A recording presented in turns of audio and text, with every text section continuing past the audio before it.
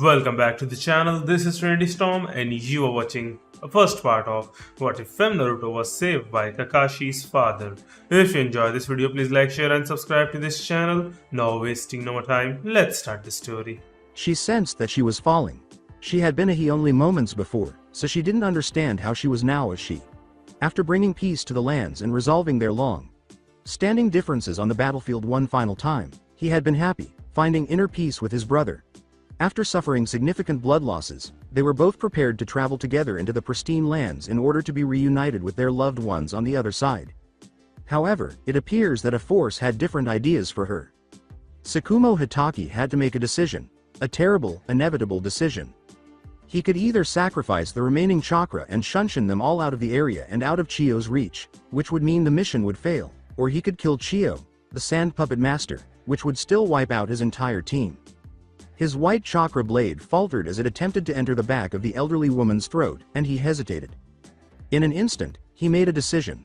Tsukumo gathered chakra for a huge shunshin by throwing himself between her army of puppets and his disabled team, disregarding the repercussions. However, it appears that destiny had different ideas for Tsukumo. There was a tear, as though the cosmos itself were yielding to some terrible weight, and a loud crash, as if angry thunder had just begun to roar. A swirling vortex of gold, red, yellow, and orange erupted, spitting out a heavy orb of flames, and the blue sky vanished. It left a gold trail behind it because it fell so quickly that it warped the surrounding air. Tsukumo and Chiyo both stopped what they were doing. They probably shouldn't have, though, as the old puppeteer was instantly knocked unconscious when the flaming orb struck her with a terrible force from above. A mass of golden chakra arms appeared around Chiyo, and Tsukumo watched in wonder as two of them snapped her broken neck back around from its twisted position, healing the bruises that had instantly appeared on her face upon impact. The moment that injury took to kill someone hadn't even had time to take effect because Chiyo's neck had been set right after it had snapped. The sheer speed astounded Tsukumo. He hadn't even caught a glimpse because it had been so quick. However, he heard it. The burning gold vanished as another chakra flare occurred, drawn away by an unidentified force. When the silver-haired Hitaki's eyes fell upon the small child lying face down across Chiyo's middle, he blinked, unsure of what to do. She had blonde hair that was nearly as brilliant as the gold chakra she had released, and she couldn't have been older than his 5-year-old son back home. It was likely long enough to reach past the back of her thighs as it cascaded around her in loose ringlets and lazy waves. She was so tiny, and her skin had a slight tan. The bloodied stump that should have been the child's right arm, however, was what finally shook the living legend into action. With its charred edges dripping globs of coppery crimson, the stump looked as if it had just been cut. As Tsukumo collected chakra and skillfully navigated through hand seals, he bit his thumb in horror and with a hint of skepticism. He called out his technique and slammed his rough hand down on the desert sands. Summoning Jutsu. A big, stoic, gray dot in white husky was sitting tall and proud as the smoke cleared from the area. Tsukumo called out, attracting a set of blue-gray, focused eyes. Sharona. Please take this child back to the village for questioning, and inform Hokage Sama that I need a retrieval team to pick up my squad. They have all been incapacitated and injured in some fashion. The husky nodded and said, in her trademark monotone, as you wish. Tsukumo squatted down and ran his hands over the young girl's bloody stump as his hands suddenly turned green. In order to prevent the poor child from bleeding out until a real medic could treat her, he winced as his meager medical jutsu caused the skin surrounding the open wound to close, leaving behind delicate and unsightly pink scar tissue. Sharona. She whispered, Hi, Master. Do not fail me. Of course, Master. Padding across the sands, the husky cautiously made its way to the unconscious child on top of Chiyo. When Tsukumo saw the girl's cute round cheeks with the thin 3-whisker marks on each, he felt his eyebrows rise as he watched his summon nose the young girl onto her back. Carefully, the masked Hitaki lifted the girl and laid her stomach on the smooth back of his summon. As 2 chakra arms exploded from the young girl's back and wrapped around Sharona's middle, securing her on the dog's back, Tsukumo flinched just a little. How intriguing! Tsukumo exclaimed. In addition to being visible, her chakra protects her even when she is unconscious by responding to external events automatically. Maybe a bloodline? Sharona gave her master a nod before vanishing into thin air and flying toward the fire-wind border.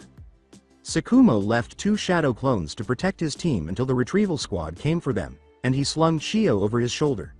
Tsukumo started running quickly to sand, wondering. Where in the world was that young girl from? And who the hell is she? After 2 weeks, a pair of eyelids fluttered and then slowly opened with effort. They blinked quickly to clear their brilliant sapphire eyes as they squinted at the surrounding, blurred white.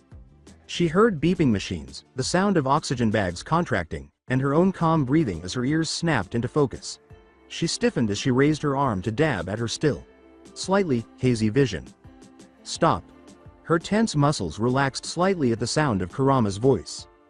Tell me what you know about your surroundings and stop moving right now. In an attempt to calm her mounting panic, she closed her eyes and let out a sigh. I'm in a medical facility. And there's someone in here, she said, squeezing her eyes shut even more. No, there are two strong, cage level men who are not antagonistic. Additionally, I am not dead, concluded the fox. Somehow, you are not dead. With his eyes wide open, Naruto thought, I'm a girl. Good Kami, I'm a girl in heaven. Naruto. The blonde leapt into a sitting position and tore off the plastic mask covering her mouth and nose as well as the items in her arms. She raised small hands in front of a staring face as she gazed in horror. A small hand, that is. From the elbow down, Naruto's right arm was gone, and the stump was neatly bandaged. Why am I so small, Amigod Kurama? Naruto screamed as his body started to tremble slightly. In an attempt to console her, the blonde reflexively swatted the big hand away from her shoulder. Naruto, called Kurama. Please, kid, relax right now. I am unable to Kurama. I am unable to. Naruto was unable to stop and was already experiencing the initial symptoms of hyperventilation. Oh my god. My god, my god, my god, my god. We went back in time, stupid boy, the Biju said quickly, attempting to calm his Jinchuriki. Naruto was compelled to breathe as she felt hands shove her head between her knees, causing blood to rush to her head. I'll acknowledge that I'm partly to blame. I interfered with your unavoidable death in my hurry to get you well after your fight with that stupid Uchiha. Because death always comes with a cost, it should never be cheated. Your age and gender must have been the price I paid for saving your life, and my meddling must have ripped a hole in time and space. We're in Konoha now, but it's not your Konoha because you fell into that hole. The blonde was gradually winding down, though it took some time. How are you certain that this is Konoha? Finally able to control her breathing, Naruto asked. I feel like my other self is shackled inside the Uzumaki chakra. So that means, Kushina, your mother, lives. To Naruto's dismay, tears welled up in her eyes and streamed down her cheeks in ceaseless streams, leaving behind damp patches on the plain hospital bed linens. Her chakra development indicates that she is approximately 15 years old. If that young Shan is still alive, Naruto thought, that means it was all for nothing. He let out a pitiful cry. Naruto. All of the individuals who fought alongside me during the Fourth World War. Many of them. They're non-existent. Naru. That implies that I'm alone once more. My companions. Fellows. So many deaths. All of that pain. Additionally, all for nothing. That is untrue. The Biju shouted, you can still. You didn't say anything about Sasuke. Naruto went on, sitting up and inadvertently giving the audience a pair of lifeless eyes. That means I'm by myself. You idiot, Naruto, Kurama roared, the blonde recoiling at the intensity of his rage. You do not have me. Furious, the fox demanded. And why are you acting so weak, and who do you think you are? Where is that stupid, pig-headed determination that both irritates and fascinates me? You dumb kid, don't you see? This is your opportunity? Naruto gasped for air. The Jinchuriki, however, were already aware. She was aware. In a warm embrace, the blonde felt herself lifted and almost crushed. She instinctively gripped the shirt of the person who consoled her, tears streaming from her enlightened eyes. Naruto. The Fourth War can be prevented before it starts. The girl that Sharona had brought back to the village was still in a deep coma after 2 weeks. Since his squad was still on medical leave and Tsukumo was off duty, he had been seeing the child every day. He had become somewhat, and ridiculously, attached to the enigmatic blonde child, as the Hitaki would confess.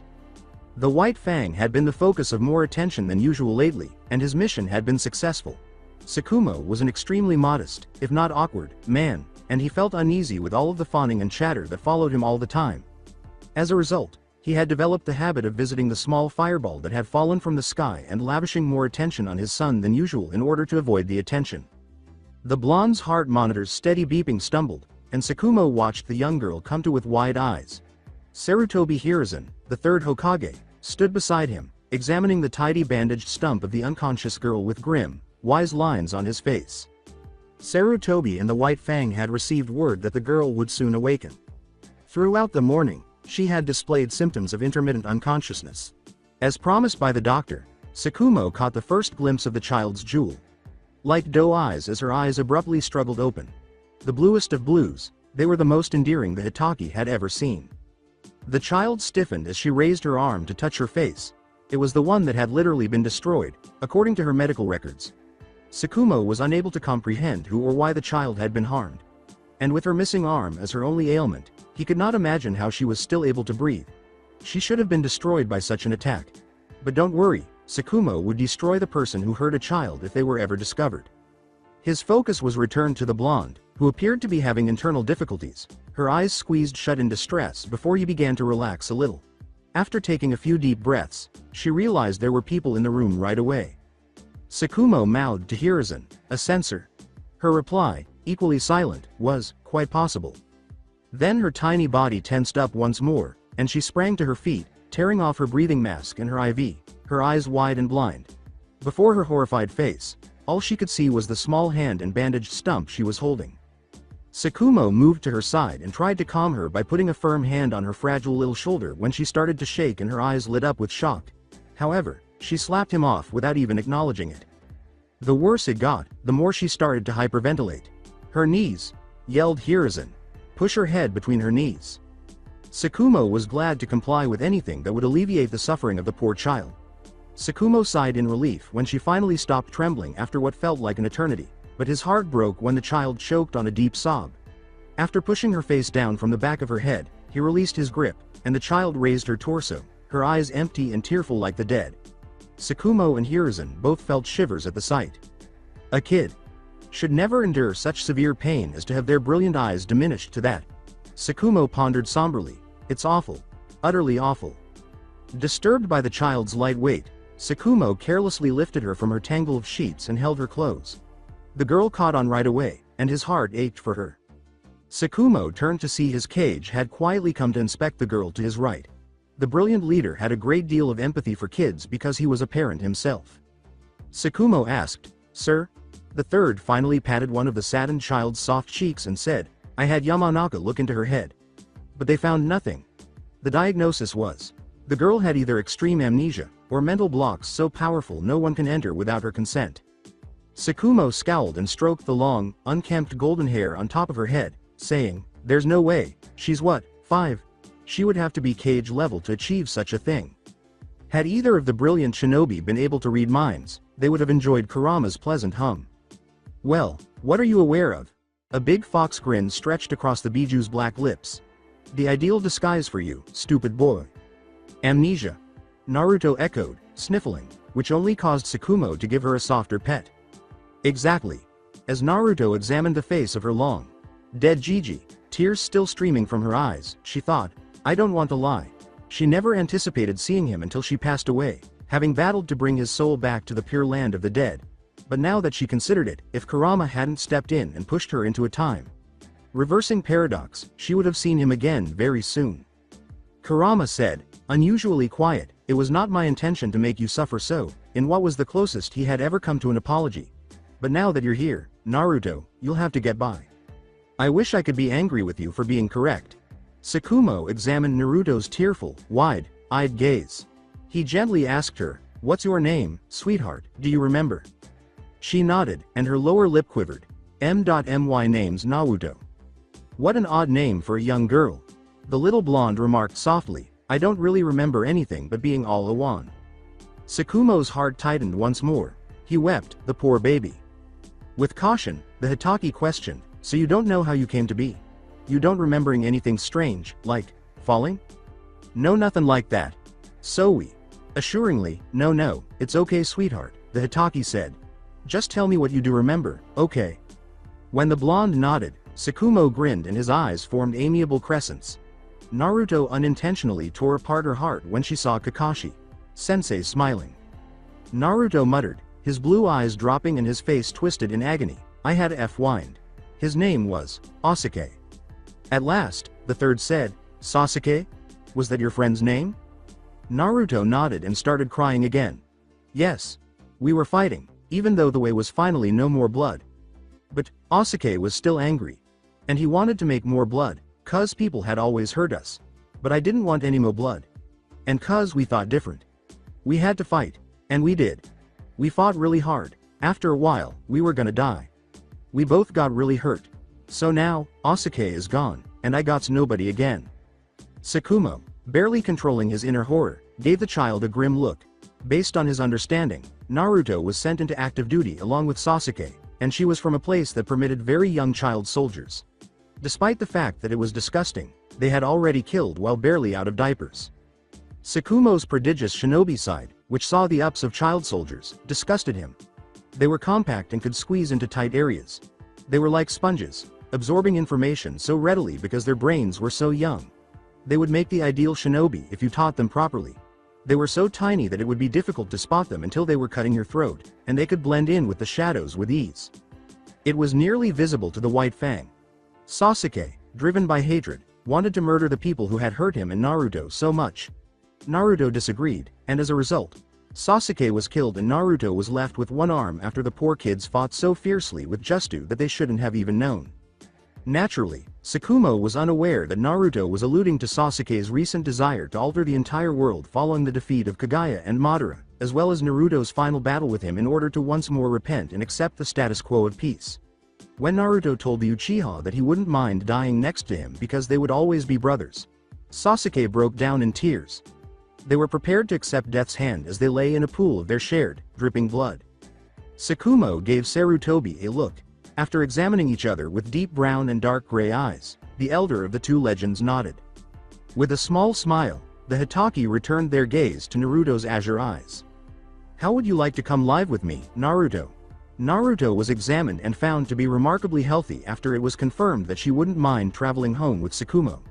The third Hokage patted the little blonde's head and gave her a simple off-white cloak to protect her stump from the outside elements. With a gentle wave, the benevolent Sarutobi sent the blonde and Hokage off.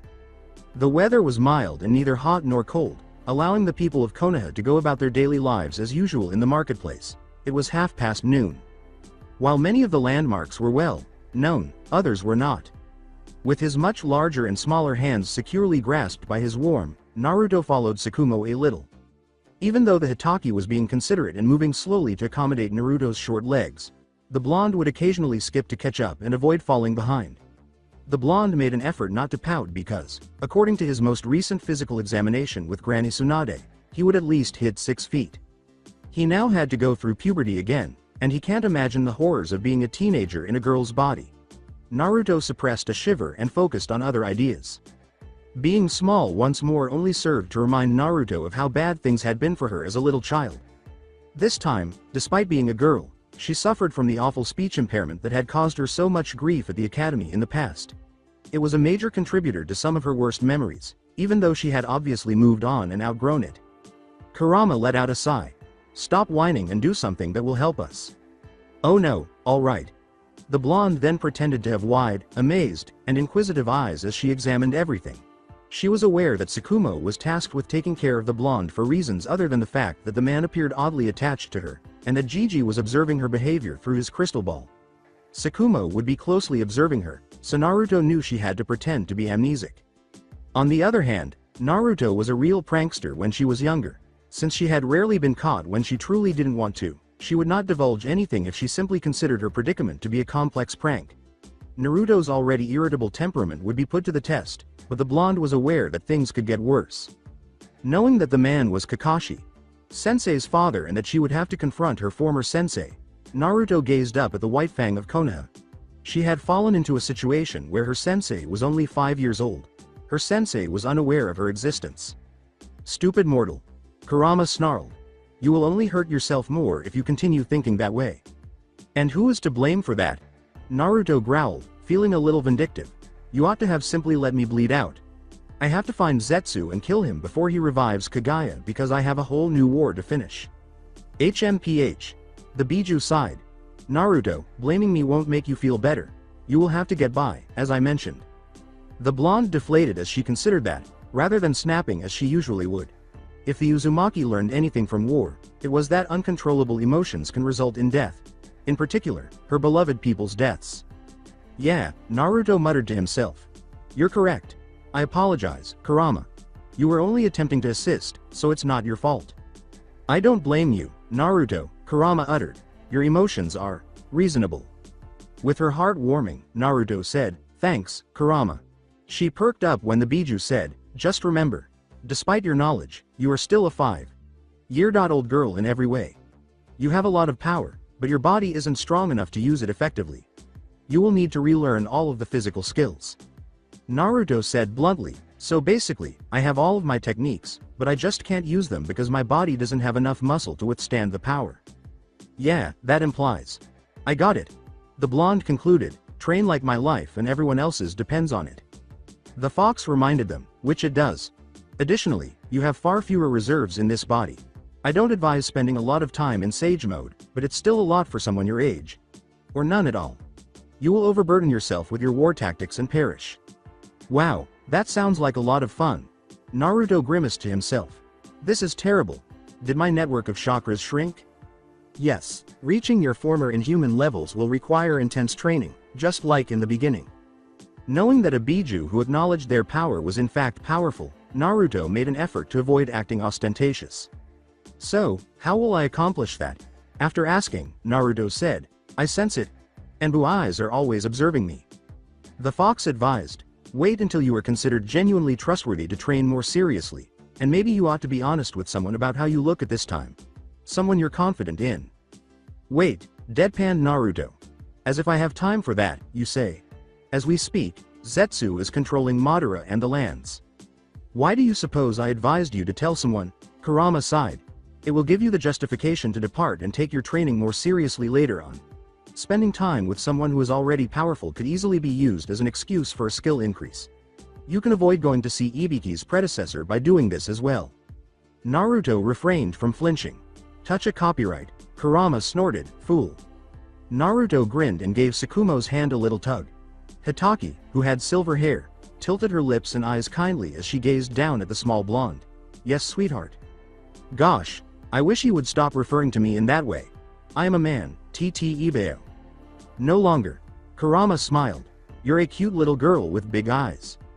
Kurama disregarded their connection before a terrible outburst of foul language was directed at him. Naruto smiled externally while displaying her mouth's left missing front tooth. Tsukumo was so adorable that the blonde would never realize she blushed. I never asked, but what's your name, Mr. Tsukumo Hitaki? Without the mask you wore on missions, he grinned. His father's eyes are in Kakashi. Sensei, Naruto remarked absently. With her nose wrinkled in disgust at how badly she ruined the poor man's name, Naruto repeated, Akumo. The silver-haired man laughed, drawing amused glances from passers-by and store owners outside their establishments. It's okay, sweetheart, you'll get it. No, Naruto sulked, much to her shock. Naruto. Na.wu.to. Not, sweetheart. Tsukumo cooed, and embraced the young blonde. You're so sweet and cute I just can't help myself. Being called cute and being lifted so easily made Naruto's face fall, as though, like she was a kid. You are a child, Kurama said in a deadpan manner. You're stuck like this, so you'd better get used to it. Even your emotions are out of control. Near the end, he muttered, not that you ever really could. Stop talking, you enormous rabbit. Pardon me. The nine tails let out a roar. From your feeble little fleshbag body, I will tear your intestines and feed them to you. It was Naruto's turn to put Tsukumo first and disregard their mental connection. When the white fang of Konoha placed her on his hip, she pouted and turned red.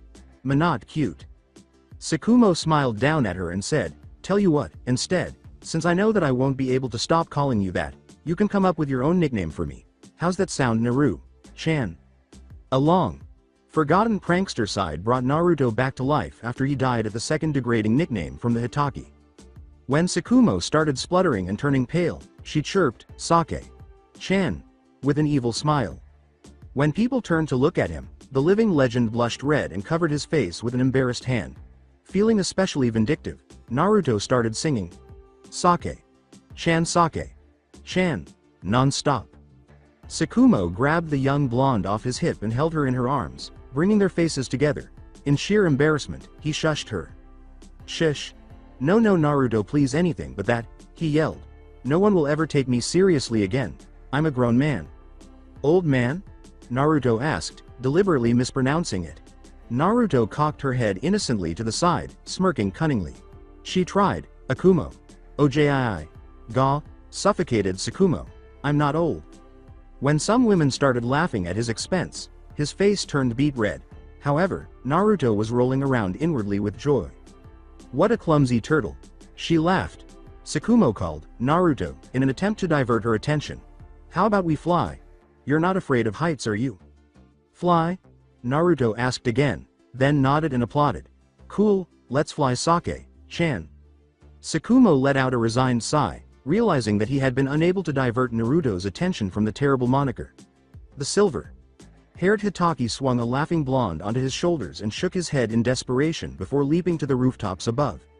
When Naruto screamed with delight, the little fingers of her remaining hand gently grabbed his ponytail, and his embarrassed expression turned to one of fondness.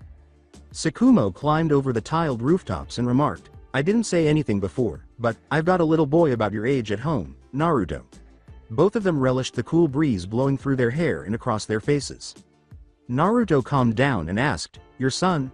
The Hitaki hummed, He doesn't act much like someone your age though. He's a genin now, and says I have to treat him like an adult because we're both shinobi. Genin? Asked Naruto. So small, he must be strong. Yes, Tsukumo said with a proud smile. My boy is a genius. I just wish he wouldn't try to grow up so fast. Naruto muttered, What's his name? Tsukumo said, Kakashi. Without realizing it, it made Naruto's heart ache. His name is Hitaki Kakashi. Naruto gave Tsukumo a reassuring pat on the head and said, Kashi. Naruto is sure, Kashi loves sake. Eben though. Kashi wants to be a big boy. He wants to make sake. Pw'd. Tsukumo came to a halt, swiftly removing Naruto from his shoulders and repositioning her beneath her arms in front of his face. Unfortunately, the blonde was already accustomed to being carried about like a plush animal. The Hitaki examined her big, dazzling blue eyes, obviously taken aback by the sage sparkle they contained. Tsukumo grinned and chuckled while shaking his head. He said, Thank you, Naruto. I'm sure Kakashi will love you too. Tsukumo placed Naruto on the porch of his house. It was a simple, traditional Japanese house with a koi pond in the back and a garden in front. Because the Hitaki compound was situated to the right of Konoha's notorious Forest of Death, which no one approached unless they were Anbu trainees or absolutely necessary, it didn't receive many visitors. The Hitaki closely observed Naruto's response, observing that she was truly impressed by his house and that her awe was genuine. As a child soldier, Tsukumo pondered gloomily what sort of a hole Naruto lived in. With Kakashi, it was different. Because he would wait until his boy was a chunin before sending him on assassinations. The amount of blood that was soaked into Naruto's last small hand was unknown. The blonde pulled him out of his inner gloom and looked up at him, saying, So big. Do lots of peoples live here? Tsukumo said, shaking his head, Not anymore. They all passed away, it's just me and Kakashi now. The wounded expression in Naruto's eyes nearly made the man wince. She muttered glumly, At least you still got each other. Even though Naruto dared not say it, Tsukumo heard, Because I have no one. His heart ached for the girl once more, and he leaned over to stroke her silky, gleaming locks. He wanted to tell her that she had his boy and him now, but he was unable to do so. Even though it annoyed him, Tsukumo was unable to make that call without running the risk of lying. Naruto might not be allowed to remain in Konoha without restriction. She was an outsider, possessing unidentified powers and a chakra that could control itself while she was unconscious. The chakra was capable of healing bruises as soon as they appeared and mending a broken neck as soon as it broke. Chakra that shielded her. It was dangerous chakra. Tsukumo had been tasked with keeping an eye on Naruto, and the White Fang knew that inquiries would soon start to come in. He wasn't conceited, but the Hitaki were aware that he was a legend among men and that the Hokage's advisors and the Shinobi Council would eventually learn about Naruto. He could not possibly hide Naruto's presence with him. Tsukumo's fame was too great. Additionally, there was something that made him want to snap his jaws and growl. The potential for the council to desire Naruto's authority. She would either be imprisoned to produce children for upcoming conflicts or made to undergo testing. It was repulsive, and Tsukumo would never allow Naruto to experience that. He would do whatever it took to win the little blonde. He simply knew as he glanced down at her beaming face. He was certain that Naruto would never do harm to Konoha. Naruto grinned when Tsukumo ruffled his bangs, causing him to pout indignantly, and then he eventually took out his keys. Tsukumo was happy to see Naruto removing her small hospital issue slippers without any guidance as she entered his house. Tsukumo grinned when he heard his adorable little boy's voice ask, "Dad?" from the dining room. In response, he called back, "Yes, son, it's me. Come out here, I've got someone with me I want you to meet." Naruto fought to keep her breathing regular. Under her cloak, she stuffed her suddenly sweaty hand into the pocket of her hospital gown. "This is Kakashi. Sensei, Kurama." Her Biju was irritated by her shriek. "Have you heard him? Did you? How youthful he sounds. Are you going to relax? You make a lot of noise." The fox sighed. "It's Kakashi. Sensei, though." Naruto wept, his eyes wide. "What if I am hated by him?" With horror, she inquired. Kurama let out a loud sigh. "It will be alright, I'm sure. When was the last time you were stopped by someone who didn't like you?" As Tsukumo heard faint footsteps on the polished wooden floors, Naruto squeaked like a complete girl and hid behind her legs, peeking out before responding. When she saw Kakashi standing in the foyer entrance in all his silver-haired splendor, her eyes widened. He wore a short, sleeved shirt with a dark blue mask covering the lower half of his face, and his height was typical for someone his age. His feet were bare and his pants were the same shade of deep blue. The two observant dark gray eyes, however, staring into Naruto's own frightened blue were the most concerning aspect. "Ma Dad," Drew led Kakashi. "Who's that?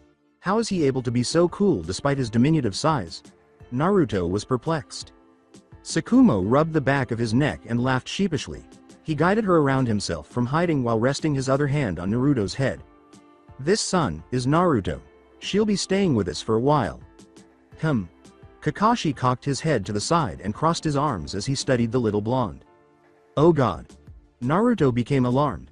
"He is aware. Kurama is aware that I'm not welcome here and that I've traveled. Would you please stop talking?" The Biju let out a growl. "He could not possibly be aware of that. You are being absurd. He is 5. Buddha. I'm getting really tired of you." Kurama sighed and left the blonde to the dogs, withdrawing into Naruto's subconscious for well-earned rest. On the outside, Naruto appeared only mildly alarmed by Kakashi's determined study, despite her internal collapse. At last the little Hitaki said, "Hey, I'm Kakashi." In an attempt to persuade his son to accept Naruto into their house, Tsukumo added, "And." Kakashi raised an eyebrow and turned back to face Naruto. "Oh, right," he said. "I'm Kakashi, and you're short." A long pause ensued.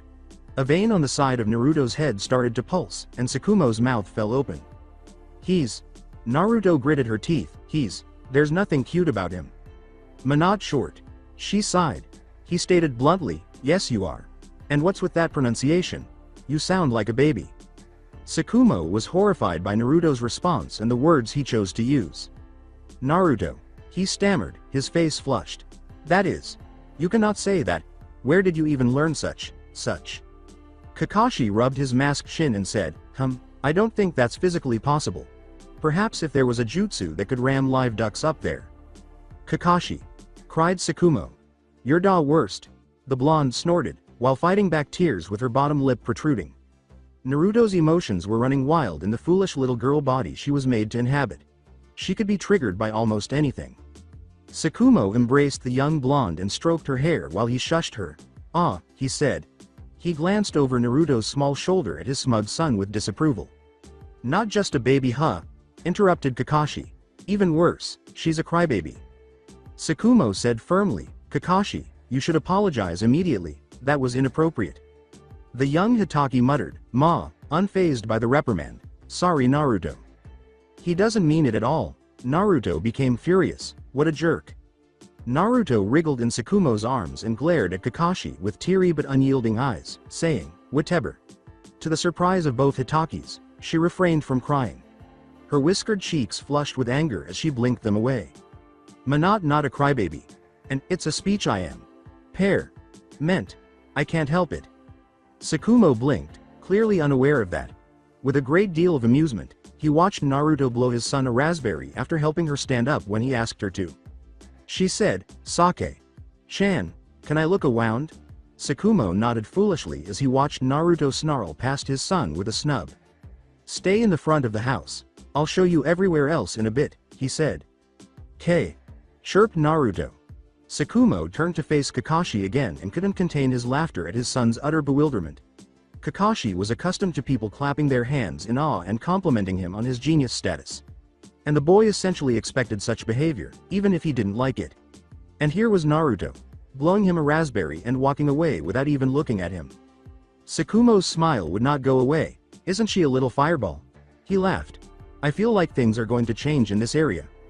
However, his laughter was abruptly interrupted when his son turned to face him and asked bluntly, "Sake-chan?" 5 hours after her arrival, Sakumo gave Naruto some hand-me downs of Kakashi. She wore a black sleeveless shirt and mask after taking a bath, and her legs were in gray shorts that hung down to her knees. Her hair was pulled back in a lazy ponytail, and new bandages were applied to her stump. The petite blonde was sitting on one of the big stones that surrounded the edge of the beautiful koi pond at the Hokage compound. The long bangs that framed her round face were ruffled by a breeze, and her legs were folded under her. She gazed down into the transparent waters, obliviously observing the big, vibrant fish moving languidly in the shallow depths. "Who should I tell about the future, in your opinion, Kurama?" Naruto asked abruptly. The Grand Biju awoke from his cozy slumber, his eyes narrowing in contemplation and his black lips flattening. Finally, Kurama remarked, "I think you should decide that for yourself, Naruto." With a noticeable frown, Naruto raised her stump and gazed at it. She dropped it back at her side and shook her head. "I didn't help the nations alone, and the future is bleak. I don't have anyone to stand by my side anymore," she thought. "Would you be the person I would ask if I knew who to tell?" Kurama let out a deep sigh. "As cliché as it sounds, Naruto, I want you to pick a person you can trust. We don't have time for doubt, which will arise if I make the decision for you. When making decisions in the future, you need to be strong and firm." Naruto grumbled, "You should assist me if you're my partner. Don't give me brain-damaging riddles." Kurama smiled and said, "Riddles are good for your puny brain. Additionally, it is rare to make a poor choice after giving something careful thought. So, Naruto, just think. For the sake of the future, who do you know you can rely on and who won't get in your way?" "That's a difficult decision," Naruto acknowledged. "I have a few options right now." Kurama said, "That's why I'm telling you to think. There isn't a rush right now. Make your choice only after the Anbu watch has ended." "All right," the blonde said. "Naruto," Sakumo exclaimed from the rear entrance. "Dinner's ready." "K," she called back, then hopped off her rock perch and turned around. Kakashi was already seated at the large square wooden table in the kitchen when she walked into the dining room. The variety of food spread out on the shiny surface almost made Naruto start to drool. A tray of fatty tuna sushi, a plate of small square-cut omelets, a plate of fried shrimp, and a bowl of steaming white rice rounded out the assortment. A bowl of what appeared to be salad was also present, but Naruto was not going near it. "Naruto," Kurama uttered in frustration. "If you don't give your poor body the nourishment it needs to grow stronger, it will never get stronger." "Don't give me that bull," Naruto snapped back, clambering up into the extremely tall chair next to Sakumo and sulking when the man chose to lift her and place her in the evil chair. "What bull?" Kurama gave a deadpan. She gave a mental shudder before Naruto angrily retorted, "I would have been 6 or over 6 feet, and I didn't eat vegetables until my sage training. In any case, Ma only had plants and worms on Mount Miyoboku. There was nothing I could do. She was delighted to feed me, too." The fox gave a snort. "Don't worry about that. It would have been a miracle if you had truly grown that tall. Consume the salad." "Never," Naruto shouted. "Why do you keep bringing this up?" "You'll be a runt again," Kurama sarcastically declared. "And I don't want to live inside someone who appears so frail." "You're acting absurdly. That's very generous of you." "Oh, whatever." The youngest Hokage started using his chopsticks to place rice and shrimp on his plate after Naruto and Kakashi thanked Sakumo for the food. 2 glowing chakra arms sprang out from Naruto's sides, reaching for the enormous vegetable bowl as she vowed to find a way to bring the fox back. Naruto gritted his teeth and said, "Kurama, you better stop screwing around. None of that disgusting garbage is what I want." The Biju laughed and said, "You'd better follow Naruto. They'll realize these aren't your chakra arms if they don't." "You Sanofa?" With wide eyes, Sakumo questioned, "You can control them?" as the clawed hands heaped a substantial portion of salad onto Naruto's empty plate. As Kurama's left chopstick, A quipped chakra hand pushed the crunchy leaves into her mouth. Naruto chirped, trying not to complain. Yeah. You're dead. Naruto snarled as he ate the greens, refusing to wince at the bitter, rich taste. Kumarama, you are so dead. What is that? The Biju laughed and said, more salad. You can have more, of course, Naruto. Naruto endured as more salad was pushed into her mouth, not wanting Tsukumo to realize that she was not in charge of the arms and that she had a strong force inside of her. She could, of course, act innocent and claim she was unaware that disclosing information about Kurama was necessary, but she would never be trusted if she made such a claim to Gigi and Tsukumo at this point. Furthermore, if she was caught, neither she nor Kurama could prevent any serious mind probing. The only reason Kurama hasn't been located yet is because no one has considered checking Naruto for Jinchuriki status. A symbiotic relationship had developed between her and Kurama's chakra, which functioned so seamlessly together that the two sources were essentially one. Tsukumo carefully said, you must really like salad. Was a lie from Naruto, it's so dead. Kurama was having a great time torturing her with the nutritious food. It is clear that Kakashi was unsure of how to interpret the circumstances. The boy had used all of his self-control to avoid staring at the blonde's stump when he first noticed Naruto had one arm, and now she was sprouting arms as if it were normal. Little Hitaki knew that his tranquil home life was going to undergo a significant transformation. Naruto, on the other hand, was stuffed with salad on her first night at the Hitaki compound. 3 hours earlier, one of the Hokage's messenger monkeys had called Tsukumo on a last-minute mission, and 3 hours later, it was 11:30 at night. Following the back door facing the Hitaki koi pond, Tsukumo's bedroom was the first door, Kakashi's was the second, and Naruto's was now the third. The former clan members had left more empty rooms behind. The remainder of the open area beyond the pond and koi garden was neatly gated off, and the Hitaki compound was a peculiarly shaped house, resembling an L. Naruto thought the compound was a little isolating, however, it was far superior to the run-down apartment from her early years. Naruto chose to sit in the doorway of her new room and watch the night dust the Hitaki koi garden rather than lying down and sleeping as she sensed Kakashi doing in the adjacent room. The cherry blossom tree that towered over the koi pond was illuminated in an ethereal glow by the moonlight. Even though it's only a tiny portion of the world I'm currently seeing, the beauty still makes me want to protect everyone in this village and everywhere else from Zetsu and Kagaya. Naruto reflected. However, I need someone to assist me in keeping everyone safe. Unexpectedly, the little blonde found solace in the soft fabric of Kakashi's old mask and shirt. She felt as though she was shielded and that the observant Anbu eyes were not staring at her face. Naruto thought, someone who won't stand in my way. Someone who is strong, wise, and not prone to violence, and who will stand by my side. Someone who shares my desire for peace. The little blonde felt Kurama coiling sage chakra into her coils and stifled a flinch. The six-path sage chakra was used in place of the toad sage chakra, and it was extremely subtle. Naruto only sensed it in a particular set of chakra coils, and it was insufficient to hurt her. The coils still in the stump of her right arm. What are you doing, Kurama? Naruto inquired, attempting to calm her growing anxiety. This will be sensed by the Anbu. We'll be caught by you. Naruto, you said it yourself. These days, we are almost one. So what? They'll simply assume that I'm gathering chakra and that you are too. I am aware of that, but Gigi will be able to identify the kind of chakra you are using once they take me Aina, which they will. However, isn't that what you're after? Kurama smiled. Naruto, don't think I haven't noticed. What? She became a little deflated. You have already made up your mind. How about Mom? Even as an entire Anbu squad flashed in front of her sitting form, Naruto huffed and let her angry pout show. You've spent the entire day swinging your chakra arms in all directions. Kurama deadpanned, again. Symbiosis. Only my other self will be able to identify me in this village. Anything will be alright as long as you avoid Kushina. You child, uttered one of the warriors who had been silent, come with us now. Across from his office, Hiruzen Sarutobi gazed at the masked but unmistakably happy young blonde, 4 fully grown ANBUs not so subtly pointing weapons at her vitals. As though she weren't going to be executed for using chakra in the middle of the night, Naruto stood in front of the god of shinobi. Use of chakras that might be interpreted as an attempt to kill Tsukumo's son. As though she wasn't using some unidentified sage chakra at the moment, she stood. She appeared as though she didn't have a hideous lump of her newly healed arm that was dripping blood in front of him. Hiruzen Sarutobi recognized those blue eyes that sparkled.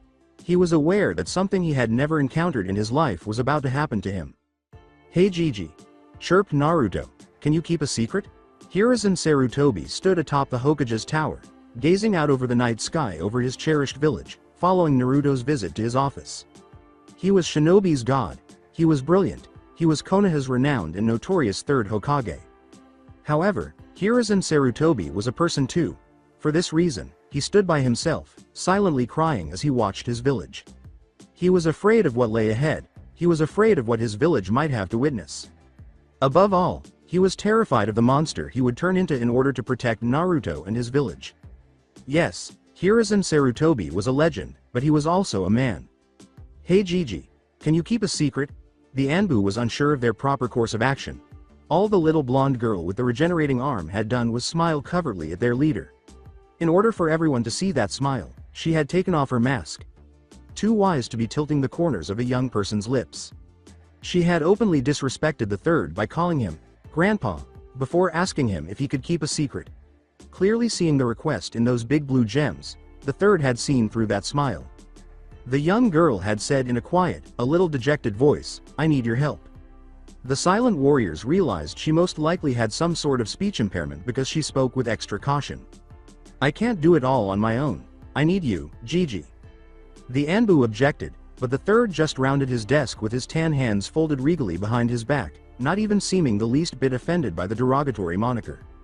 He had glided gracefully across the carpet in his office and asked, "And what is it exactly that you need from me, my dear girl?" Once more, the petite blonde grinned. "Please come here, and I'll show you." The third went up to the young girl until he was standing over her small frame. Given the expression in her eyes, which made it obvious that she knew exactly who she was referring to as Grandpa, the Anbu questioned how someone so small could be unfazed by a man who was revered as a god among men. The blonde addressed the third as though they had been friends for years and had not seen each other in a long time. She couldn't be older than 5, so it was shocking. There was a hint of awe in Hitaki's boy's dark eyes as he addressed the third. "Please, I can't reach you way up there." The Hokage nodded and, when he knelt knelt before a 5-year-old gorilla stunted his silent warriors. In front of someone, their Hokage was kneeling. "Cease." When the little blonde reached out to touch their leader with her one good hand, the 4 agents stopped moving their various blades, which they had been aiming to pierce her. The child had forced an almost completely missing limb to regrow, but the slightly graying man seemed unconcerned. The other was a hideous mass of chakra. Pulsing muscle and tendons. Occasionally, the limb would drip blood onto the Hokage's carpet. The Anbu were told to stop moving, so they had to watch as her small, bloodied hand gently stroked the side of the cage's cheek. From the little girl's back, 2 sun-like chakra arms emerge, curving around and gently grasping Sarutobi Hiruzen's face on either side. The youngster bent down until their foreheads gently touched. "Kawama, be-wing him inside, and show him all of our most important memories." The blonde and brunette pair stayed in their odd pose, their foreheads joined, eyes closed, and Naruto's chakra arms buried in Hiruzen's spiky hair. An hour later, the Anbu almost broke, having never seen a child so motionless unless, of course, they were dead. After an excruciatingly long hour, the third eventually stood up, moving as smoothly as though he hadn't been crouched for 60 minutes and 35 seconds, and looking down at Naruto with an expression that was impossible to read. Hiruzen yelled, "Anbu!" His soldiers automatically stood at attention. He ordered, "Leave immediately. No one gets in until I say so." With no other option, the silent soldiers flickered out in silence, leaving no trace behind. Following their departure, the blonde and brunette pair gazed into each other's eyes for 5 uninterrupted minutes without exchanging words. Hiruzen sighed abruptly and folded his hands behind his back before gazing out over his village through the window of his office. In order to prevent anyone from spying on his office for as long as he wanted, he had taken the initiative to activate a silencing jutsu. "You realize there is no way for you to live here freely unless I hide your existence, which is impossible, because several people have seen you with Tsukumo Hitaki already." Naruto gave the sage a cheeky smile and shrugged. "Hiding isn't really my style anyways." The third shook his head a little and snorted, then turned back to face the blonde. "You really are quite an unpredictable child, Naruto." She smirked a little and said, "So I've been told." After snorting once more, the third sobered up.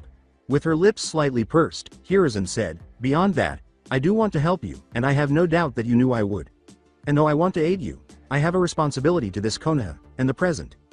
I cannot be concerned with a fourth war when I have barely lead my people through the third. With maturity, Naruto said, I know Gigi. I don't really need you to do anything. I decided that I just need you to watch my back while I step in to stop major events that will lead to the fourth war. The third's brow went dark, and he gave a small smile. Oh, and if you don't really need me to actively help you change things, then what do you need me for? Naruto shrugged and said, I need you to enroll me in the Ninja Academy. Make up a lie and say I'm some orphan that got attached to Akumo and he couldn't turn me away. It'll be easy to slip in fake files to make me a citizen of Konoha. No one but a few hospital staff and the Hitakis knows I had only one arm up until now. And I know you can make it so that stays that way. Pretty high demands. Hiruzen stated directly.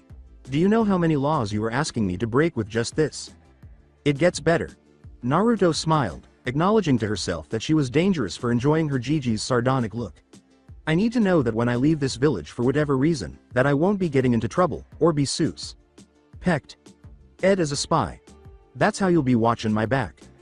Very well, Hiruzen said, his expression a little sullen. I can at least do that much. Naruto grinned, pleasantly surprised at how simple it was to persuade the third that she was from the future. Thanks, Gigi. With a slight dark smile and a tilted mouth, Hiruzen replied, You're most certainly welcome. But don't think you won't be paying for my hair dye when my hair whitens early. Following a brief period of laughter between the two, the little blonde had an epiphany. With a sudden flush, Naruto muttered, Oh, and one more thinga. The third's forehead was crowned with dark brows. What is it, Naruto? You wouldn't happen to know how to potty train a girl, would you? The powerful shinobi god grew weaker. After being escorted back to the Hitaki compound 2 hours later, Naruto was informed that she had 2 allies at the moment and that little girls should never sit their butts on toilet seats unless they were in a public restroom. Instead, they should always cover the seat and squat to avoid getting some horrible disease through their uterus. Sarutobi Hiruzen and Kurama from Nine Tails. In response to the young blonde's question about how he could handle Naruto's presence so well, the wise village leader merely said that he would cry when she left and then consider whether he would keep all of his hair during the ensuing years as Naruto ran wild across the countries. Despite the dark humor, the young girl felt a little bad about burdening her beloved Gigi with the knowledge of the future because she was well aware of how painful it would be. However, she was also aware that he was the only person she could truly trust. Since her parents were adolescent teens, despite Naruto's reluctance to acknowledge it, they most likely couldn't cope with the idea that their future daughter was in the same time plane as them.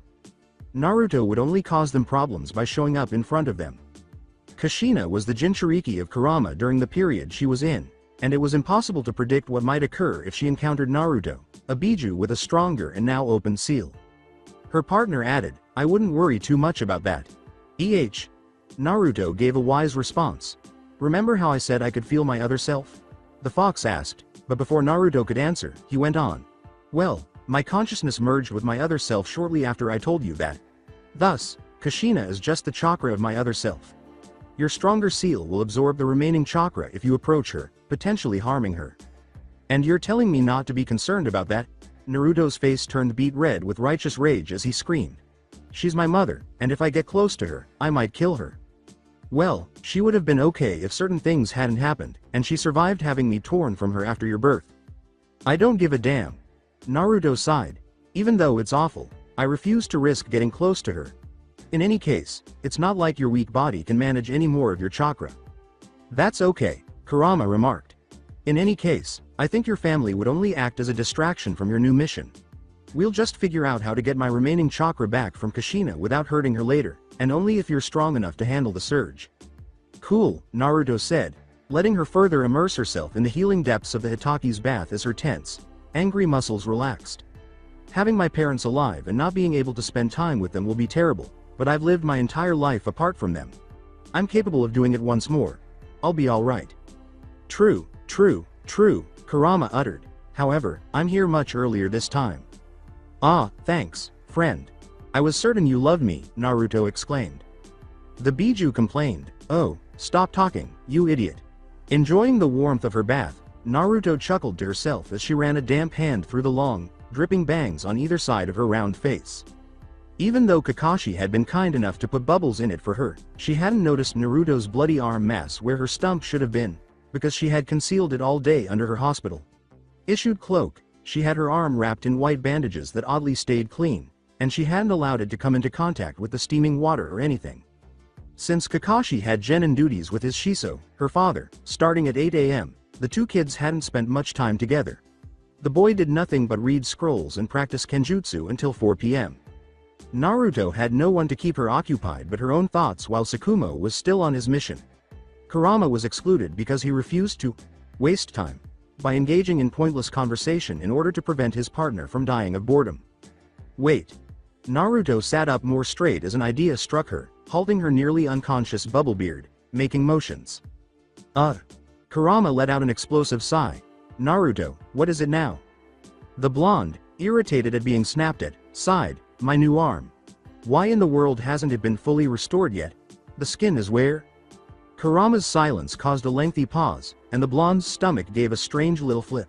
Flop. When someone had something awful to tell you but wasn't sure how to break the news without completely ruining you, it was evident through that awkward, empty silence. Naruto nudged uneasily, Kurama. What's wrong? Why hasn't my arm fully recovered? With enormous tails moving behind him, the Biju finally said, yes, about that. He was trying to figure out how to tell Naruto the truth. The little blonde would eventually notice, the fox had known, and the only reason the third hadn't noticed was because he was too preoccupied with his future plans. Kurama blurted, you will never be able to regrow skin for that limb. For a long time, Naruto sat motionless in her bathwater and blinked. What? Kurama, who had been lying on top of the murky water in Naruto's mind, rolled his eyes at the tragically anticipated response. I regrew that limb for you using the 6 paths Sage Chakra. I have no business using Sage Chakra because I am not a sage. Kurama decided to continue his explanation after Naruto simply kept blinking absently. Because the cells surrounding the area where your original arm and new arm meet are dead, there were some issues during the process of having the skin from your elbow down grow back. The new limb portion is still alive, though. The fox clarified, it is merely grown from your original flesh, and it is almost entirely separate from you. Its DNA would be somewhat different from yours if it were tested. It is essentially a hollow prosthetic limb made of muscle that will grow with you but lacks bones. Naruto gazed ahead of her into the steam that permeated the roomy bathroom where she was relaxing.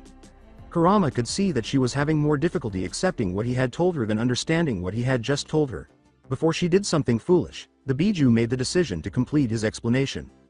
Additionally, a chakra network designed especially to channel Sage Chakra is located on that arm. Although I am unable to explain why my meddling resulted in the mutation that caused the limb to specifically channel the Sage Chakra, I can say that this can be seen in a positive light. You can use a partial Sage mode with that arm until you get stronger because your body isn't strong enough to support Sage mode completely.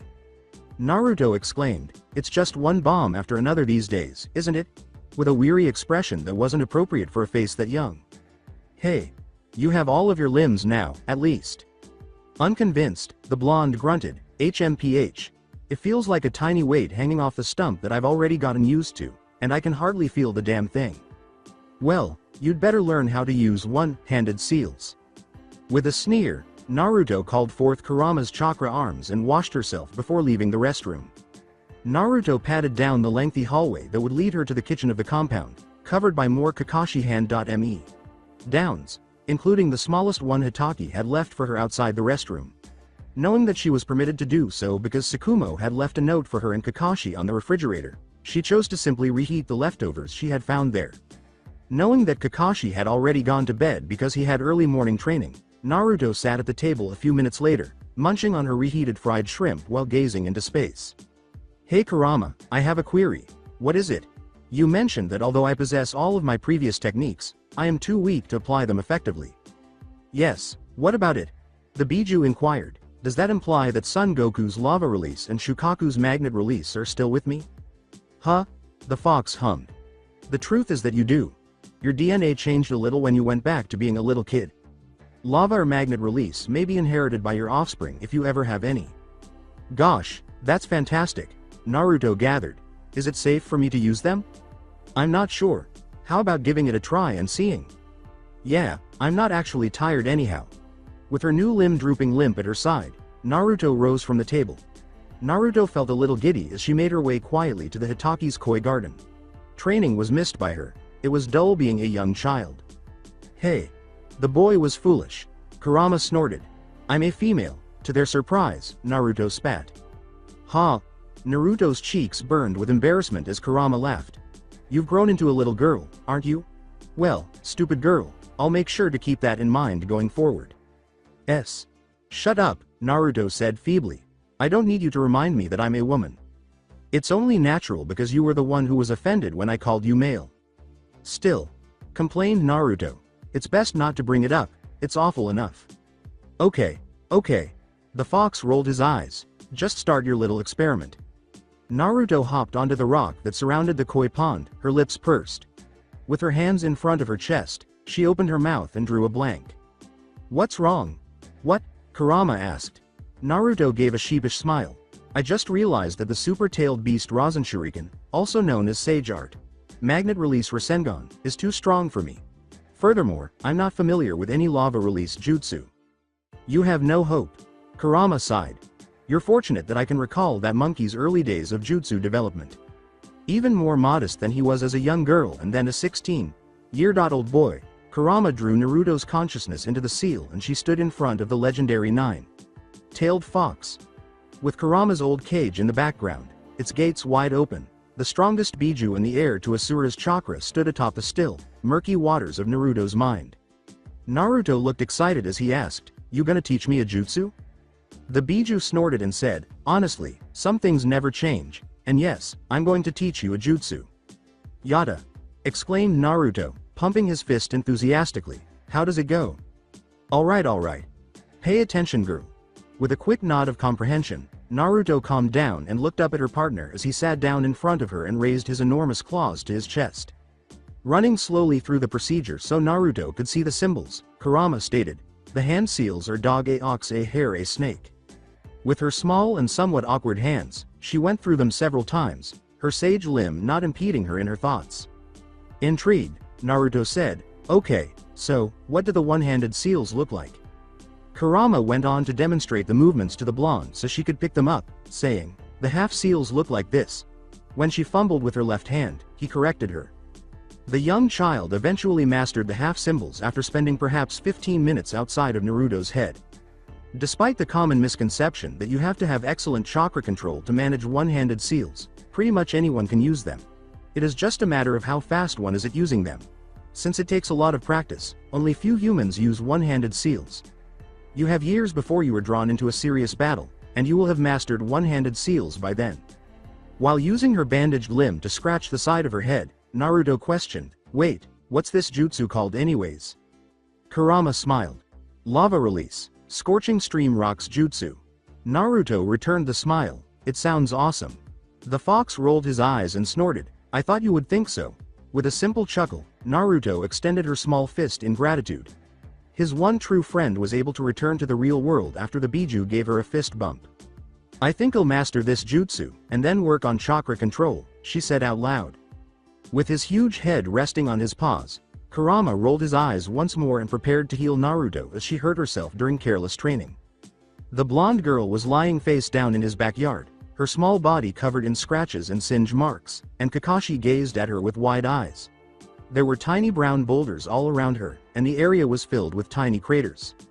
The damage she could have done would have impressed Kakashi, but he was too preoccupied to notice the arm that shouldn't have been on her. The little blonde shifted and moaned as she gradually regained consciousness upon sensing his presence. Her blue eyes narrowed as the early morning sun blasted them, and she cocked her head to the side, looking at him. She looked up at the sky to determine the time of day and rasped, Kashi? She glanced back at the young genin after gathering the facts. Shouldn't you be leaving for training or something? The boy automatically responded, It's Sunday. It's my day off for self-training. I was coming back here to practice kenjutsu, and you were just lying there. Raising her unbandaged hand, Naruto sheepishly tousled the back of her long hair. Kakashi could tell she was smiling despite her old masked shirt on. Yeah, I couldn't sleep yesterday, so I trained, and got carried away. Next thing I know, you're standing over me. With a slightly doubtful gleam, the boy's dark gray eyes trailed down from her face and obnoxiously bored into her bandaged limb. Awkwardly, Naruto lowered her arm and held her hand out in front of her, staring at it as she said, Oh. Yeah, I heal really fast. And stuff that shouldn't grow back does. Kakashi acknowledged, That's really weird. To be honest, The young Hitaki had no idea how he was expected to act. He initially used all of his training to avoid asking Naruto a lot of questions about how she lost her arm, and now he had to restrain himself from asking where she obtained her healing powers. He would most likely be much more dubious if he weren't a ninja. However, as a ninja, he was aware that, more often than not, even seemingly impossible things were possible, even if growing missing limbs was a stretch. Naruto called out, yanking the boy away from her thoughts, "Hey, Kashi?" "Yes?" With excitement, Naruto said, "Want to train together?" Unable to resist ruffling the girl's feathers, the young Hitaki questioned, "You think you can keep up, shorty?" She simply made things so simple. Adorably puffing her cheeks in outrage, Naruto leapt to her feet. Glaring, she cracked her knuckles and pushed both of her sleeves up on her arms. She looked more like an irritated kitten than an intimidating person, and Kakashi could see the irritated blush rising over the edge of her borrowed face mask. "I'll show you, you porcupine-headed jerk." Kakashi couldn't help but snicker in response. Tsukumo had not anticipated hearing that Naruto had grown an arm back when he returned to the village to tell his Kage that he had returned from a successful mission. With his mission mask gathered around his neck, the tan Sarutobi could see the Hitaki's wide open mouth as he gazed at his Hokage, his dark gray eyes almost bulging out of his head. Tsukumo scratched the back of his head and croaked, "Sir? See. Could you perhaps run that by me one more time?" The man said casually, as if he weren't explaining the impossibility. "I said, Naruto's arm has grown back, though there were a few complications, and it is slightly deformed, so she will just have it covered at all times." Luckily, Naruto had visited the Hokage to briefly explain to him the nature of her new limb and the fact that Kushina was no longer the Jinchuriki for the Nine Tails before she started training with lava release. Naturally, none of that was ever going to be communicated to Tsukumo. The Hokage drew his pipe away from his lips and blew a languid ring of smoke from his mouth after a moment. As an afterthought, the third added, "Oh, and please tell her that her first day of the Ninja Academy is one day from now. Anbu watch on her has ceased, but will continue on your compound when you are on missions as in the past." He was gazing at some papers on his desk when he sloppily scrawled his signature across a few of them or stamped them with glaring red ink that read "Denied." "I had the interrogation unit look through her mind once more whilst you were on your mission, and have decided to clear the child of any suspicions." The third was readily informed. "I realize this may be too lenient, but the Yamakaka's most gifted prodigy in the T&I unit has assured me Naruto has no ill intent towards the village, nor any ulterior motives. No outside forces have erased her memories either, so everything checks out with her." The man was still trying to get over the fact that Naruto had seemingly regrown a completely obliterated limb, but Tsukumo was really happy to hear that everything would be okay with the young girl because he had become quite attached to her. "My final bit of news for you is to simply keep the child with you until I can find her a place of living." Tsukumo stammered, "Hi, Hokage. Sama." He had no trouble keeping Naruto by his side. He would even be thrilled if the girl moved in with him and his boy on a permanent basis. However, that was a topic for another day. Sarutobi said, "You may go home now, Tsukumo-san. Give both little Kakashi and Naruto my best wishes." Tsukumo turned around and walked absently out of the Hokage's office after giving a stupid nod and bowing respectfully. Following the chakra he sensed from his son and their sunny house guest, the silver-haired man came home in a dazed stupor. His eyes instantly focused on the spar taking place in front of him as he arrived at the koi garden in the back.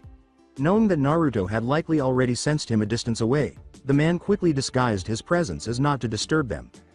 High sensory abilities and regrowing limbs. Tsukumo thought, "This girl is just amazing. If I want to keep all of my hair, all I can do is expect the unexpected from her." The Hitaki returned their attention to the battle, observing that Naruto was using a wooden kunai and Kakashi was using a wooden practice tanto. With remarkable speed for their size and age, the two danced around one another, striking and parrying. Tsukumo saw that Naruto was very talented, but a little awkward, as though she had expected her limbs to be stronger and longer. However, she exploited her own mistakes in the most surprising ways. Even though Kakashi was supposed to be the better fighter, she was so erratic and wild that she occasionally caught him completely off guard. As she attempted to strike Kakashi in the solar plexus, Naruto stumbled and fell forward, causing the boy to lean back and widen his eyes.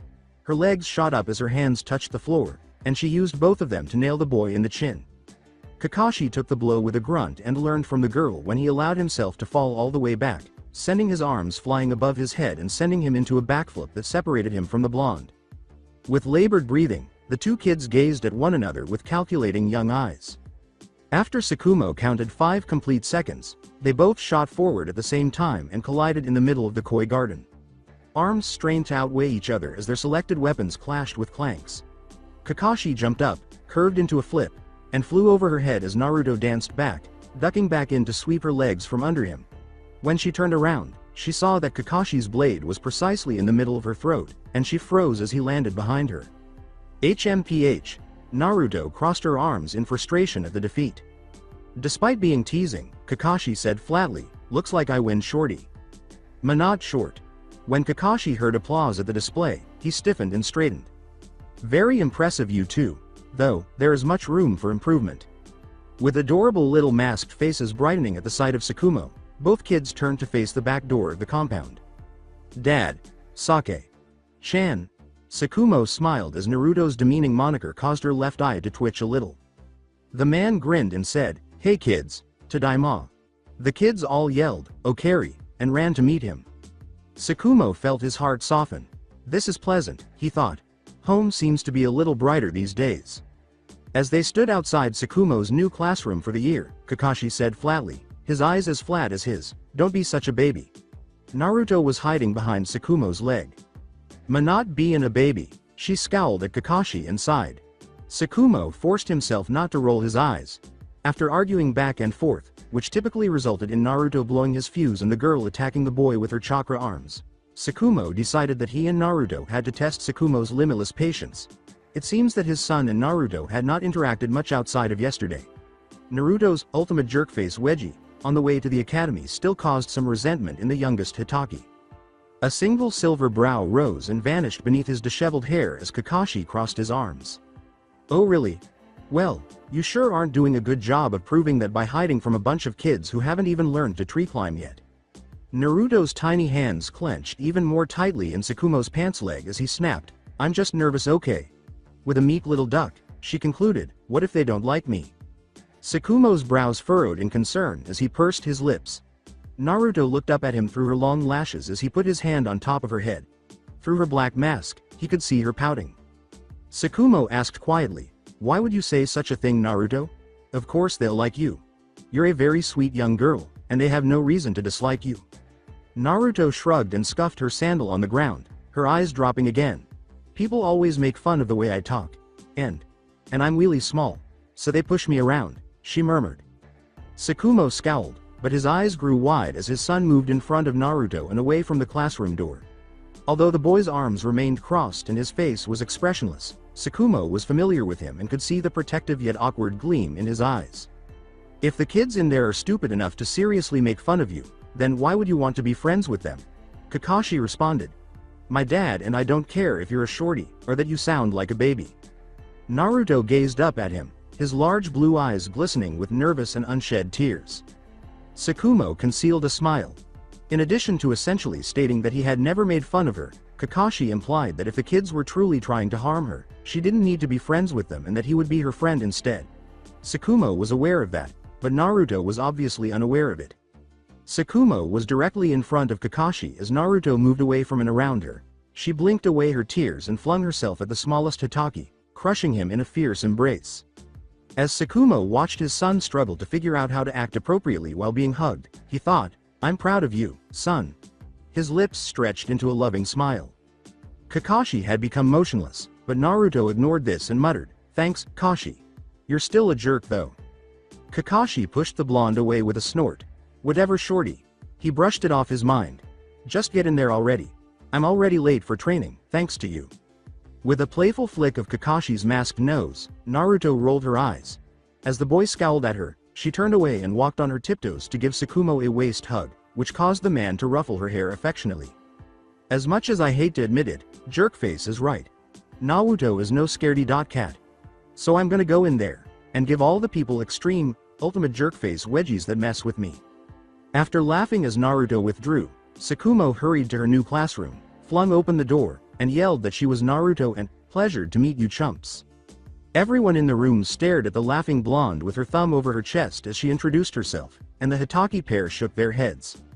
Sakumo laughed as he observed the young Chunin instructor attempting to persuade Naruto to sit down, saying, "She's going to be fine." Once more, Kakashi simply shook his head, What an idiot. 2 weeks or so ago. A battered figure stood shakily, dragging themselves out of the collapsed position they had fallen into, small rivers of desert sand tumbling off their hunched form. A scuffed Konoha Hite.8, which had been blown off its owner in their final battle before they vanished, was in their right hand. 4 chakra signatures were dimly perceptible, and the area surrounding the figure was littered with broken puppets. 2 in front of them and 2 behind. They came from the land of wind and the land of fire, respectively. Up ahead, behind them, another member of the land of fire was carrying animal chakra, which was probably a summon. In their bloodied hand, the figure gazed down at the battered Hite.8. One day, the figure pondered, "I'll give it back to you when I'm stronger." Ignoring their numerous wounds, the figure turned around and started a lengthy journey away from leaf and sand. "We will meet again, Naruto." Now Naruto was finally persuaded to sit down by the Chunin instructor, Akira Inuzuka, a young man in his early 20s, who escorted the boisterous blonde to the window, which was the only seat that was empty. With anxious hands wringing in his lap, the boy she had been sitting next to continued to cast sly glances at her. She turned to him, curious as to why he was so nervous, and gave him a startled little squeak by prodding him in the side. Their eyes met for the first time as the boy turned to face her. "What's your name?" Naruto asked, knowing immediately who the spiky-haired child was when blue and black met. He glanced at the teacher who was describing some beginner's traps and whispered, "Obito Uchiha." Her smile was only visible through the crinkling at the corners of her eyes. "I'm Naruto, pleased to meet ya." Obito smiled back and said, "I know. You yelled it so loud there's no way I couldn't know." Naruto reddened. Naruto thought, "Gosh Kurama, Obito is so small and innocenta. He's 5 years old. Did you really think he would be any different?" The Biju posed a direct question. Ignoring her cynical partner, Naruto concluded, "I have to protect him." "Hey, wanna be F-wines?" asks Naruto abruptly. Obito's eyes widened, and when his bottom lip quivered and his dark eyes began to well up with tears, Naruto blinked in bewilderment. He wiped at his eyes with his forearms and asked shakily, as if that were the most ridiculous thing he had ever heard, "Why you want to be friends with me? But everybody says I'm a loser?" He truly is the best crybaby ninja, I must say. Instead, Naruto uttered, "They call you that?" Obito simply rubbed his eyes and gave Naruto a doubtful glance, as though he were confirming that she would despise him. Naruto laughed and felt a twinge of remorse when Obito appeared momentarily devastated, peeved. Naruto grabbed his hand and gave it a good shake. "That's so weird, 'cause people call me loser too."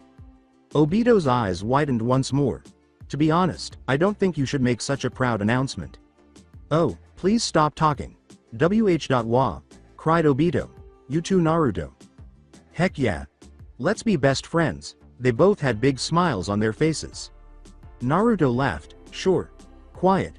2 pieces of chalk were launched into the air by Akira Sensei, striking Obito and Naruto squarely in the forehead.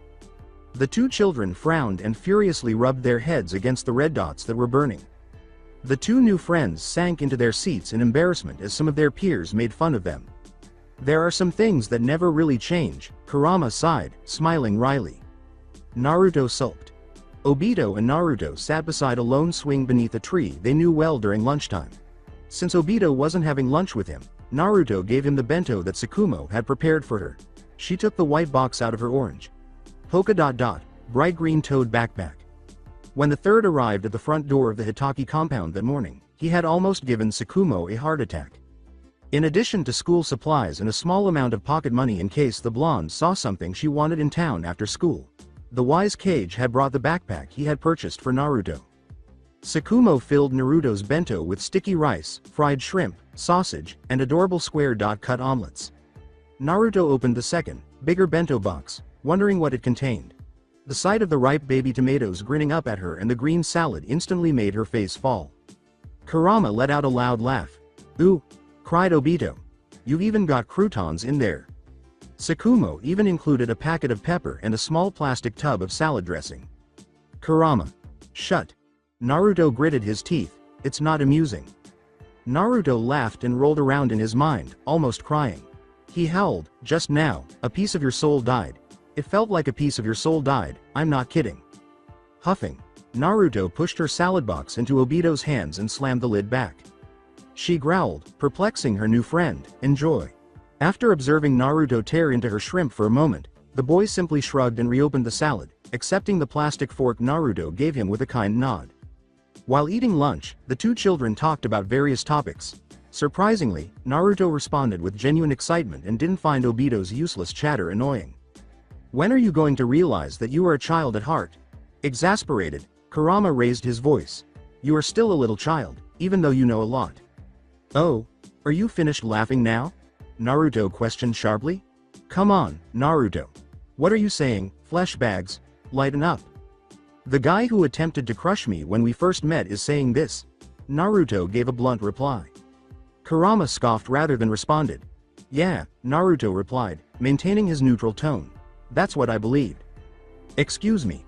Chopsticks protruding from her mouth and the bottom of her mask, Naruto looked up. The olive green shirt she was wearing had no attachments to the black mask. She also wore black sandals and pants. After quickly becoming used to wearing masks, the blonde made the decision to follow suit. The blonde didn't want to take any chances by going around town naked, but she didn't think children her age would notice that she looked like both Kushina and Minato. Simply put, shinobi were too dangerous to become overly at ease with.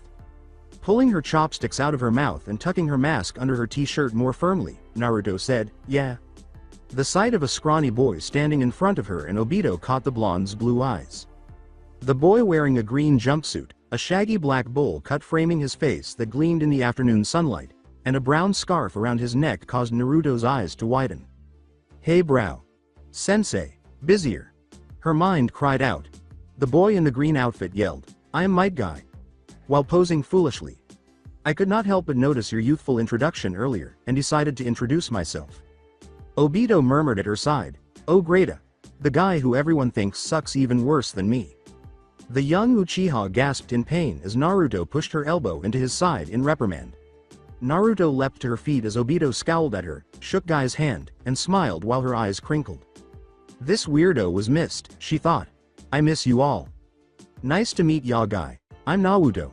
When Guy looked down at his hand, bewildered, as though he hadn't expected anyone to touch him, she released her grip, her blonde brows furrowing. "Oh, yes, wasn't Guy viewed as a failure as a child or something?" Naruto winced inwardly at the idea, so I guess it would make sense that nobody really interacted with him outside of making fun of him. "Guy, this is my new pal Obito, come sit with us." Naruto simply stood there and comforted himself by patting his head when Guy suddenly started crying and smashed her into an embrace. It made her heart softer, but it was also kind of funny. Like Obito, Guy most likely had no one to call a true friend at this stage of his life. "Like me," her mind murmured. After calming Guy down, Naruto gave him some of her lunch and he gave him the protein bars he had brought. In an attempt to fumble out the hand seals required for the Uchiha's coveted fireball jutsu, Obito and Guy got into a youthful wrestling match over the last crouton, which ended with Obito in a vicious headlock. "Will you morons shut up?" "Oh, so she talks?" Naruto reflected, smiling. Guy and Obito instantly halted their fight, gazing up into the tree they were sitting under. They were glared down at by a purple-haired girl about their age with a short, fan-out ponytail. Even if you were unfamiliar with the tree climbing exercise, it was easy to reach her since she was on one of the lower branches of the tree. Wearing a sleeveless fishnet mesh shirt, knee-high boots, dark shorts, and elbow-length fishnet armbands, the young girl with purple hair had large golden, brown eyes. "Ah, it's Anko," Obito cried, scurrying to his feet and cowering fearlessly behind Naruto. Hazel's irritated eyes narrowed. "Yeah, that's right loser, hide like the little punk you are. And while you're at it, shut the hell up." Naruto was able to sense Anko's chakra right away. She was aware that at the start of lunch, the other girl had followed her and Obito to the tree. The girl who snuck around the tree and climbed up to watch them from above hadn't been called out by the blonde. It was clear that she had wanted to speak with them, but she was unsure of how to do so. However, Naruto could tell by the feel of the girl's chakra what Anko truly wanted to say. She wants to talk to us but doesn't know how, so she's lashing out in frustration because she's lonely. Kurama rolled his eyes and said, "Ah, you and your heart that is bleeding." "Oh, Kurama, keep quiet. Observe me as I perform my magic." Naruto wrinkled her nose behind her mask and said, "You don't gotta be so rude." Anko crossed her arms and sighed, "Shut up new kid, nobody was talking to you." "That's some magic," Kurama added with a patronizing smile. Irritation caused Naruto's face to flush. "Rude," she mused, a little annoyed. The blonde raised her chin in defiance while placing her hands on her hips. I can say whatever I want. And if you're bad-talking my F-weens, you might as well be bad-talking me. Guy yelled and staggered out of the way as the future snake mistress landed clumsily in front of Naruto after Anko leapt down from the tree. When the slightly taller girl stepped directly into Naruto's personal space, he didn't even bat an eyelid until their noses were almost in contact. Anko's hazel eyes narrowed into perilous slits as he hissed, "What did you say, new kid?" Naruto shot back, his blue eyes reflecting Anko's, "You wanna make something of it?" Anko slammed her fist into Naruto's face, with a bag of ice against her purple right eye and her thumb absently slipping over the split at the left corner of her masked mouth. Naruto sat in an empty classroom. It was a bothersome sting that she was trying to ignore because she had not let the nurse take off her mask to treat it. With her left black eye slightly swollen and squinted shut, Anko sat 2 seats away from her, tending to her own bloody and bruised nose. As soon as someone reported that the two had started fighting, they were sent to Akira. Sensei. The nurse would leave the bruises as a reminder of their immaturity, but she had chosen to heal them sufficiently that they wouldn't hurt. Their guardians had been notified to come and pick them up, so they sat in an empty classroom while the other students went inside to complete the school day. They were told to talk it out until their guardians arrived, and if they couldn't reach a mutually agreeable solution, they would be placed in detention for the following week, which included a 50-word essay every day explaining why fighting comrades is unacceptable. Outside the room, Naruto sensed another Chunin instructor who was not on duty, and he knew that he was there to ensure that she and Anko truly reconciled in some way. The blonde turned to face Anko, who had been glancing at her out of the corner of her eye every few seconds. Naruto caught the girl with the hazel eyes in the middle of her glance. After a moment of the two kids staring at one another, Anko's frail patience gave out. "What?" she sighed. Naruto smiled. "You've got a nasty right hook." Astonished, Anko blinked quickly for a few seconds. The girl frowned as she regained her identity. "Yeah, I do. You want another?" Naruto sneered. "Whatever. I don't know why you have to be so mean. If you want to be F-weens with someone, you should just say so." Anko's face turned beet red and he started spluttering right away. What makes you think I want to be friends with you losers?" The purple-haired girl was aware of the blonde's smirk, as evidenced by the crinkling at the corners of her eyes.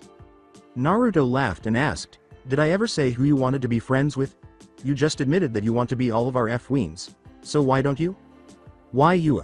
Anko screamed, leaping to her feet and violently bouncing her chair back.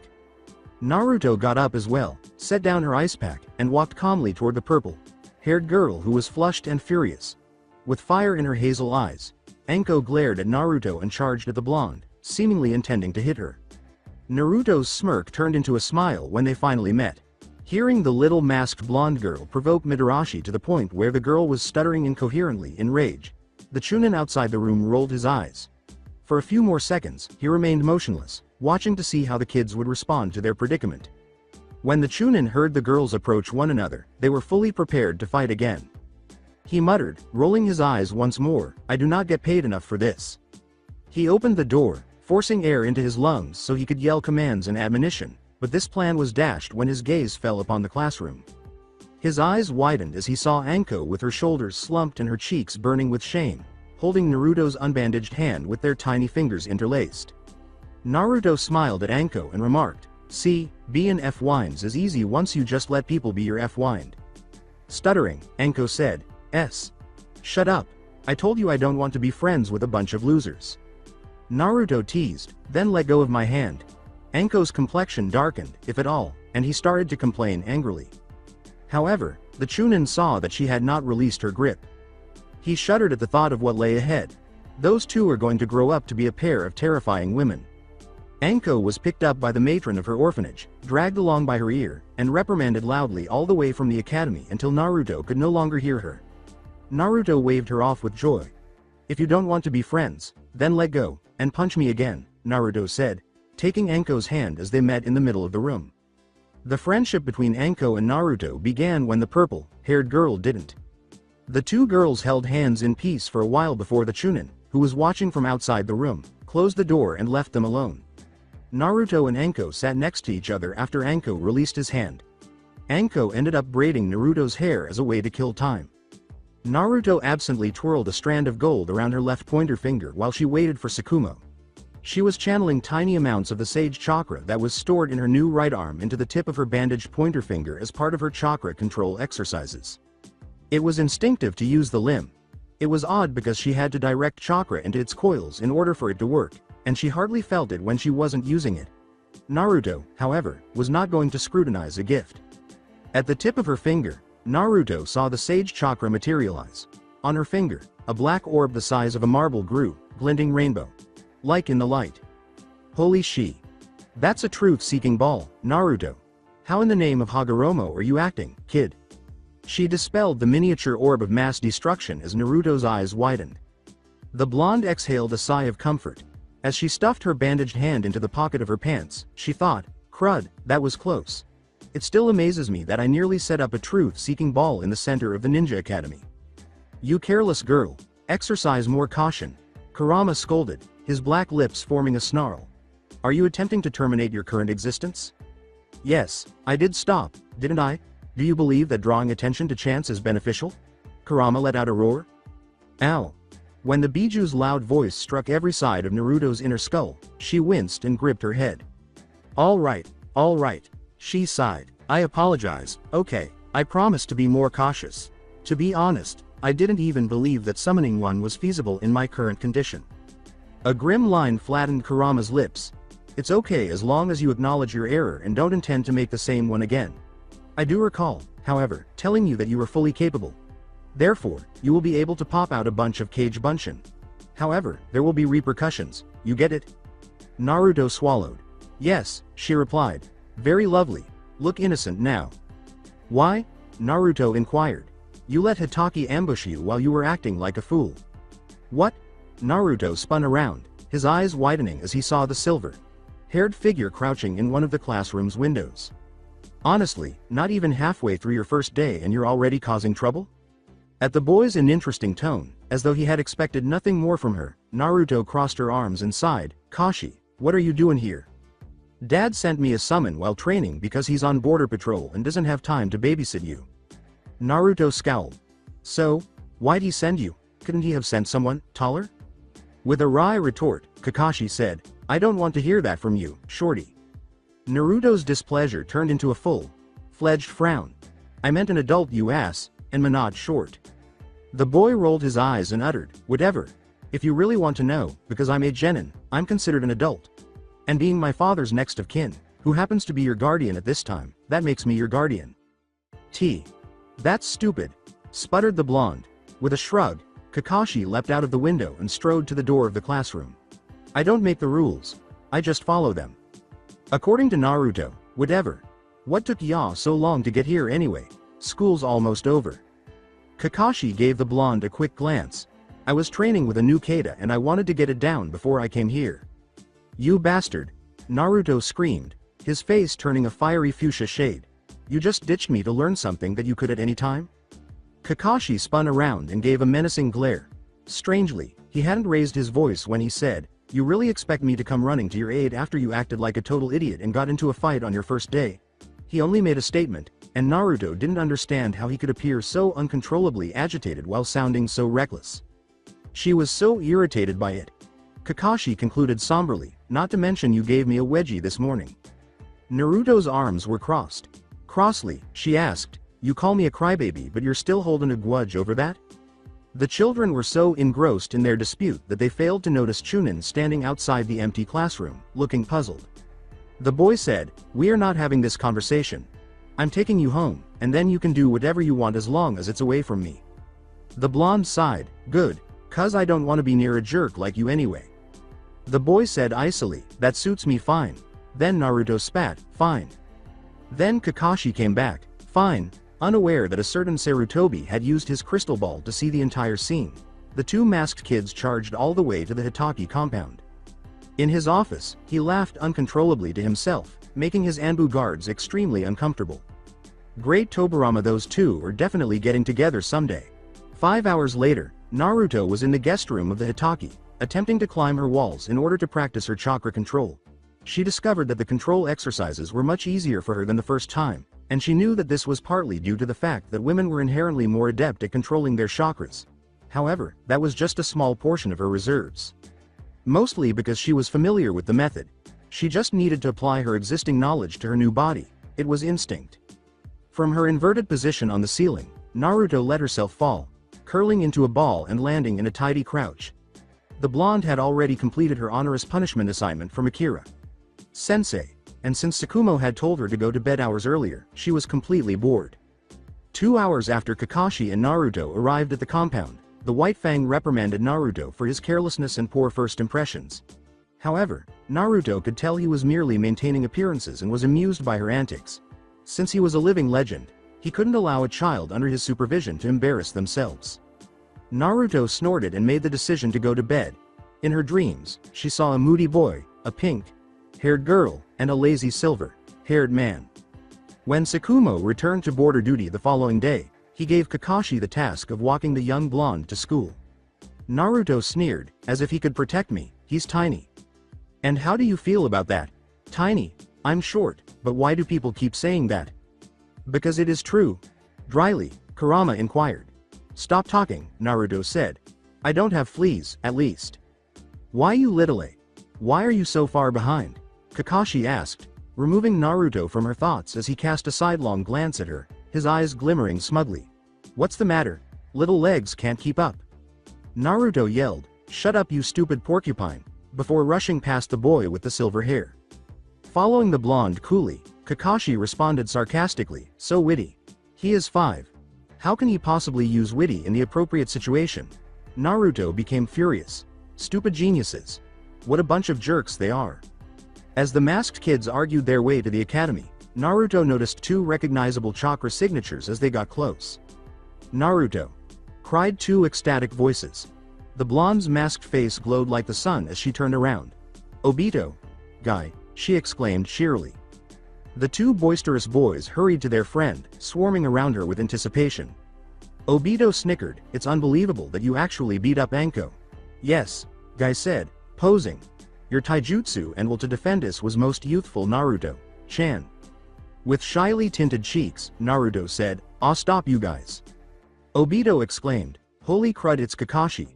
Guy and Naruto both turned to look at the smallest Hitaki. Guy exclaimed, gosh, loudly. Hitaki-kun it is you. And as you can see, I have finally made it into the ninja academy. Kakashi looked up, sounding a little uncomfortable, and said, I'm sorry, did you say something? After gazing in silent horror at Guy's leg warmers. What? Mumbled Guy. What is this attitude? So hip and cool I just can't stand it. Obito glanced at his blonde friend and said, Naruto. At the end, his exuberant tone faltered a little. Guy and I used to go to the academy with him. And he's a total jerk. All the girls kiss his butt, even Rin-chan. Wow. Naruto thought, even at 5, Obito has a thing for Rin. What's her personality like? Guy barked, Naruto-chan, into him. I couldn't help but notice that you and Hitaki-kun have the same mask. Is he perhaps your brother? Naruto drew a blank. What? Since he was being disregarded, Kakashi appeared insulted. Obito's eyes widened as well. No way, Naruto, Kakashi's your brother? Naruto yelled, Kashi is not my brother, you think I actually share genes with that jerk? Kakashi inserted indifferently, standing right here. I don't care. Naruto pointed righteously at Obito and Guy as he turned back to face them. We're not related. I wear this mask cause it makes me look awesome. With innocence, Obito questioned, what's a gene? Guy shouted, something that civilians wear in far lands. Kakashi deadpanned, those are genes. Not a gene, moron. Arg. He's so hip I just can't stand it, the blonde asked. Why are we discussing foreigners' trousers? The Uchiha gave a shrug. Dunno, but it's kinda your fault. Naruto responded, no it's not. Obito noted, I still don't know what a gene is. Naruto's turn came to shrug. Kakashi said, this conversation is going nowhere. I'm leaving. Later shorty, losers. Wavering, Naruto said, bye Kashi, also, Minato short. Obito sighed and said, don't call me a loser you creep. Guy's dark eyes took on a slightly manic gleam as he screamed, and stop being so cool, his bandaged hands gripped his hair. Kakashi snorted, put his hands in his pockets, and scuttled away, saying, whatever. Obito complained, it's decided. That guy is the biggest jerk I've ever met, and I live in a compound full of Uchihas. Naruto had to chuckle and give her friend with the black hair a friendly shoulder pat. Amen to that, buddy. Guy said, okay, you two, let's get going, without losing his cool, for if we are late, we must offer Akira Sensei 100 squats of apology. Obito screamed, turning to Naruto, no, who would willingly do that? Someone crazy, I'm telling you Naruto, he's crazy. Naruto said, almost sincerely apologetic, yeah, sorry Guy, but my body's not built for that. Guy gave his friends a hilariously horrified look. What is this blasphemy? Do you two not desire buns of steel? Guy's horrified expression brightened as he had an idea, and Naruto blinked. I know, if you see my progress, then you will truly see the beauty of behinds. Behold. Guy pivoted and clenched his bum's two cheeks at his companions. Obito screamed bloody murderer, and Naruto was left howling with laughter. When her laughter shook her body and tears poured from her eyes, the little blonde couldn't handle it and folded over at the waist. Obito's face went as green as his friend's jumpsuit as he screamed, Guy, I do not want to be thinking about your buns. Oh god, I think I'm gonna lose my breakfast. With a guffawing Naruto to console a sullen Guy, the young Uchiha hurried off in the direction of the academy. On that day, Naruto, Obito, and Guy sat beneath the tree they had claimed as their own during lunch. They shared the protein bars Guy was always eating and the lunch Tsukumo had brought for the blonde. After 15 minutes or so, Anko walked up to the three new friends, a tiny black eye in the shape of a fist blazing across her face and an almost criminal air of confidence. Naruto's gift. The blonde remarked that it was odd that none of her new pals saw that she was untarnished. Well, Naruto thought, even though I'm only 5, I still know more than them. They simply aren't very perceptive yet. Sup losers. Anko said with a sardonic smile. Guy scowled slightly in disapproval, and Obito scowled. You've got some nerve showing your face to us after Naruto beat it in, Obito gasped. The purple-haired girl's smile quickly turned into a glare. Anko growled, it was a tie you ding dong. No it wasn't. Obito retorted vigorously. Naruto wiped the floor with you. How about I wipe the floor with you, Yash, you two are firing me up, hail youth. Guys. Naruto reassured them. Chill alright? We're all F-weems here. Anko shoved Obito out of the way to sit next to the blonde and sneered, yeah. Me and Naruto are gonna be thick as thieves now.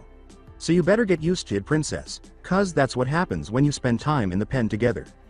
Spitting, Obito said, I'm no princess, and stop making it sound like you went to juvie, you only got a timeout. The blonde muttered, this is getting ridiculous. Her mask twisted around her mouth, however, revealing how hilarious she actually thought the whole thing was. The young Uchiha glared at Naruto while craning his neck around the girl with the purple hair. He demanded, what's she doing here, Naruto? Or should I say it? I will beat the living daylights out of you, Anko growled. When Anko timidly took her hand, Naruto sighed and didn't mind at all. Seriously you guys. She's here cuz we're friends. So like I said, chill, kay? Friends? Obito crossed his arms and sighed, since when? Anko glared at the Uchiha and said, since yesterday, so shut up. Obito blew a raspberry at the girl. With tears of pride streaming down his face, Guy said, Naruto-chan, it is very youthful of you to befriend Midarashi-chan so easily after your fight. Squeezing Anko's hand, Naruto smiled under her mask. The other girl's coarseness and roughness around the edges didn't bother her. She was aware that she was Anko's first friend and that the girl was still adjusting to being liked. Furthermore, Naruto had no reason to be against the girl because, if she was being completely honest, she and Anko were so alike. Even though Anko was rough, she had soft insides and did like being near people, as evidenced by the way her free hand played with Naruto's long hair. The girl grinned as Naruto gave her a rice ball, her cobalt eyes curved. With a harsh tone, Anko said, thanks. The blonde chirped, welcome. Grumpily embracing the fact that Anko would be around more frequently, Obito pouted. Guy leapt to his feet and screamed that the young Anko was joining their group of friends. Anko snorted and concealed a slight smile behind her rice ball, saying, freak. Naruto looked between her new pals and giggled. These people are fantastic. Tsukumo was on border patrol once more. Due to some merchants attempting to smuggle stolen goods out of Fire Country, he was running late. To inform Kakashi that he needed to pick Naruto up from the academy after school, he summoned Sharona. The tiniest Hitaki had done just that. Despite his obvious charge-in, he didn't come by himself, though. Gazing up at the apprehensively shifting blonde teenager next to Kakashi, Naruto looked blankly. The boy introduced himself bluntly, saying, "Shorty, this is my sensei." "Sensei, Shorty." Naruto realized that wishing she wasn't staring at the person she knew she was staring at was futile. It was impossible to miss those recognizable blue eyes. Shit. Shit. In an instant, Naruto experienced a surge of sadness and desire. He was young. So young. Her father was not this. He was completely unaware of her existence, since Naruto had a responsibility to everyone in the future and herself. Centered family desires had no place in her mission. He was unaware that she was his child and would never find out. She had decided to save as many people as she could, to clear the way for a brighter, bloodless future. Nevertheless, even reminding herself of her decision, tears filled her eyes. Stop. In order to prevent them from shaking, she bit her lip under her mask. Stop now, Kurama commanded. This is not the moment. Do you hear me, child? Now is not the time, I said. Naruto thought feebly, yes, Kurama, I do hear you. After gathering herself long enough to blink, Naruto realized she had been looking at her future father for what might have been a frighteningly long time. Breathe. The blonde quietly inhaled deeply. Oh, okay, I'm all right. Naruto forced a smile, doing what she did best under pressure. I just want to finish this. Nice to meet ya. I'm Naruto, a 15-year-old Jonin. Minato was already a sensei to a young genius boy who concealed a sardonic tongue behind his casual exterior. Aside from the jutsu scrolls he was constantly reading and the techniques his father taught him, the blonde teenager observed that Kakashi appeared busier than normal. He cared for Kakashi and didn't want the stoic boy to overwork himself, even though he teased him constantly to get under the boy's skin. Minato inquired about his situation and cautioned him against overtraining. Since his father was currently caring for someone, the boy had given an honest response, meaning that Kakashi had to step in when Tsukumo couldn't. Naruto was described by the silver-haired boy as a short, awkward, blonde girl who was shy and cried easily. Despite Kakashi's unflattering description, Minato was curious to meet the child Tsukumo had brought into his house. But for some reason, Minato sensed that his student didn't despise Naruto at all and just wanted others to believe that. In response to the blonde teen's request to introduce him to the notorious Shorty, Kakashi shrugged and told the young Jonin that he would pick her up after training anyhow, allowing him to accompany her. Thus, Minato found himself standing beneath a tree in front of the ninja academy from which he had graduated, feigning nervousness in order to demonstrate to the girl his relative innocuousness. But Minato wanted to know more about her. Her blue eyes were similar to his, but rounder, and were framed by thick, long lashes.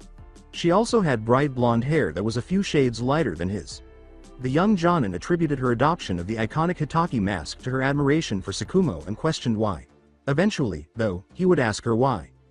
The little blonde's eyes briefly took on a subtle red gleam as she gazed at him without responding, and then she blinked. When the young girl smiled at Minato, he inclined his head to the side, and the blonde teenager could see it through the mask. Oddly, the blonde teenager thought he heard her curse under her breath before that. Nice to meet ya. I'm Naruto, she said with a silly salute to the young Jonin. Minato grinned. She doesn't appear to be shy at all. The blonde teenager remarked, that's a super cool name. I've heard it somewhere, I swear. Thanks. He laughed and imitated her previous salute, but his was much more subdued and less silly. My name's Minato. Minato Namikaze. I pity you for having to teach this jerk for 8 hours. Watching Kakashi glare at the little blonde, Minato burst out laughing. Hitaki's youngest child demanded, why are you insulting me? I haven't seen you since this morning, and that's the first thing you have to say regarding me? With her hands on her hips, Naruto sighed, don't play innocent. You introduced me to a Jonin as Shorty.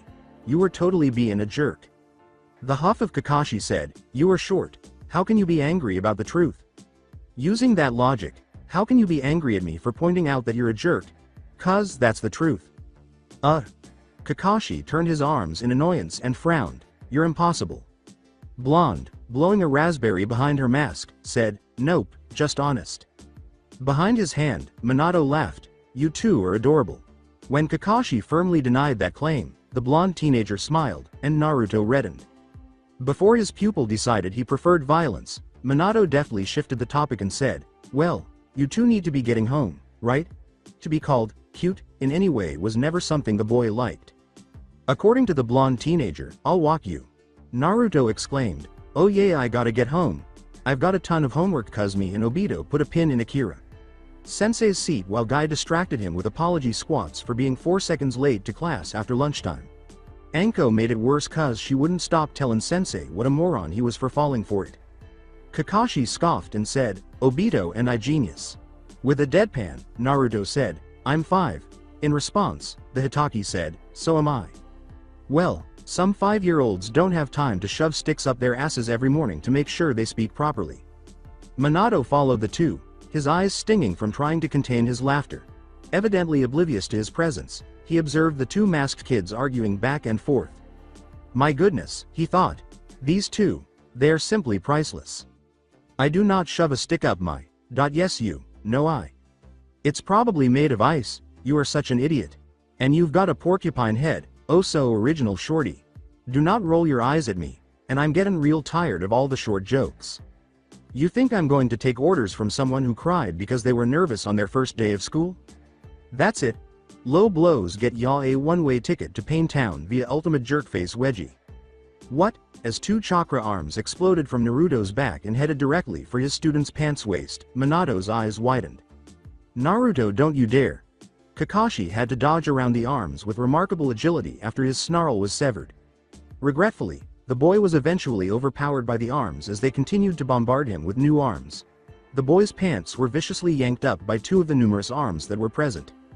Watching Kakashi's gray eyes almost burst from his head as he received the most disgusting wedgie the blonde teenager had ever seen, Minato choked on his own tongue. The boy's underwear was keeping him at least 5 feet off the ground. Ah! The agonized cries of one embarrassed Hokage were drowned out by Naruto's malevolent chuckle. I hope you can visit Kakashi while he's training sometime, said Minato. Minato smiled and ruffled a sullen Kakashi's silver hair before saying goodbye and leaving the Hokage compound's front porch. It's been interesting meeting you, Naruto-chan. Naruto chirped, bye-bye Minato-san, and waved at the blonde teenager's back. Still feeling a great deal of pain from getting a wedgie, Kakashi shut the front door and hurried away. Although the boy was far too respectable to slam his bedroom door, Naruto could tell he wanted to by the way his chakra felt as she trailed behind him and went into her own room. After snickering and shutting her door, Naruto started crying. As her eyes ached relentlessly, the little blonde leaned heavily against the door of the room she had borrowed and slid down slowly. Pretending had always come naturally to Naruto. She started fights, played practical jokes, and generally caused chaos when she was a boy.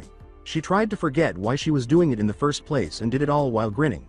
And forgetting her loneliness was the main reason behind all of her troublemaking. Yes, she had wanted attention and to stop being ignored when she was younger, but her desire to be happy was a major factor in her antics. Pranking gave her a genuine high. When she pulled practical jokes, she did enjoy herself, but it was fleeting. She always came home to an empty apartment and her own depressing thoughts, so it was only temporary. With Sake-chan and Kakashi around, Naruto wasn't exactly alone this time, but she still felt lonely. She was unable to share her issues with them. She was unable to tell them that seeing her father had reminded her of the Fourth War. She was unable to inform Tsukumo and Kakashi about Neji's blood seeping into her jumpsuit and the splinter in his back that resulted from her piercing his middle. She was unable to explain to them how, after she had finally reached Obito, she had seen Kagaya turn him to ashes in front of her. She was unable to explain to them how she helped bring the great shinobi nations together in their struggle for peace. She was unable to express to them how painful it was to wake up every day knowing that the people she valued most were gone. With her mask down, Naruto clapped her tiny hands over her quivering lips and attempted to stifle her tears. She sobbed so much that her stomach ached, however, it was nothing compared to the helpless pain in her heart. Naruto wondered in the back of her mind how she got to be lying on her side on the floor. Her body trembled, and the only warmth she experienced was from her tears. However, the air surrounding her soon became cold. She lay on the floor by herself until she was asleep. On top of the murky waters that had been there almost constantly, Kurama sat in Naruto's mindscape. The deep liquid, however, was notably higher than normal. And as water poured down on the biju from the ceilings above, it only got higher. The fox made the decision to wait for his friend who was blonde. He knew her because he lived inside her. He was aware that nothing he said would assist her at this point. The biju sighed and raised his head, allowing the dark liquids to freely run down his muzzle, soaking him from head to toe and turning his fur the deep black of blood. Naruto's mind was shaped as though it could rain, which was an oddity. Kurama, however, knew it wasn't rain. It was palpable to him. He sensed it in each and every drop. The remorse. The desire. The powerlessness. The hopelessness. This phenomenon only occurred when Naruto was sobbing uncontrollably. Kakashi waited until her labored breathing was no longer audible to him. She must not have stopped for at least 30 minutes. Hitaki, who was the smallest, felt his heart contort into knots. Why did Naruto cry so much that she was unable to adequately stifle her tears? It couldn't have been something he said, could it? She couldn't have been that sensitive. The young boy made an effort to convince himself that it didn't matter, that he was not required to. It had only been 3 weeks since he first met the girl. He had no cause to be concerned about her or the things he said to her. He was a shinobi. Little girls who were crying were not supposed to matter to shinobi. Kakashi's heart and stomach clenched together. However, he wasn't on duty when he was at home. He was only a young boy when he was at home. The young boy was concerned about the girl he had just met 2 weeks prior and pondered what his father would do. Kakashi had never shed many tears. So his father had said. He had a very calm disposition even as a baby. However, he had a vague memory of a woman. His mom. He wept for her after she was taken by illness. Additionally, his father held him, rubbed his head, and remained silent.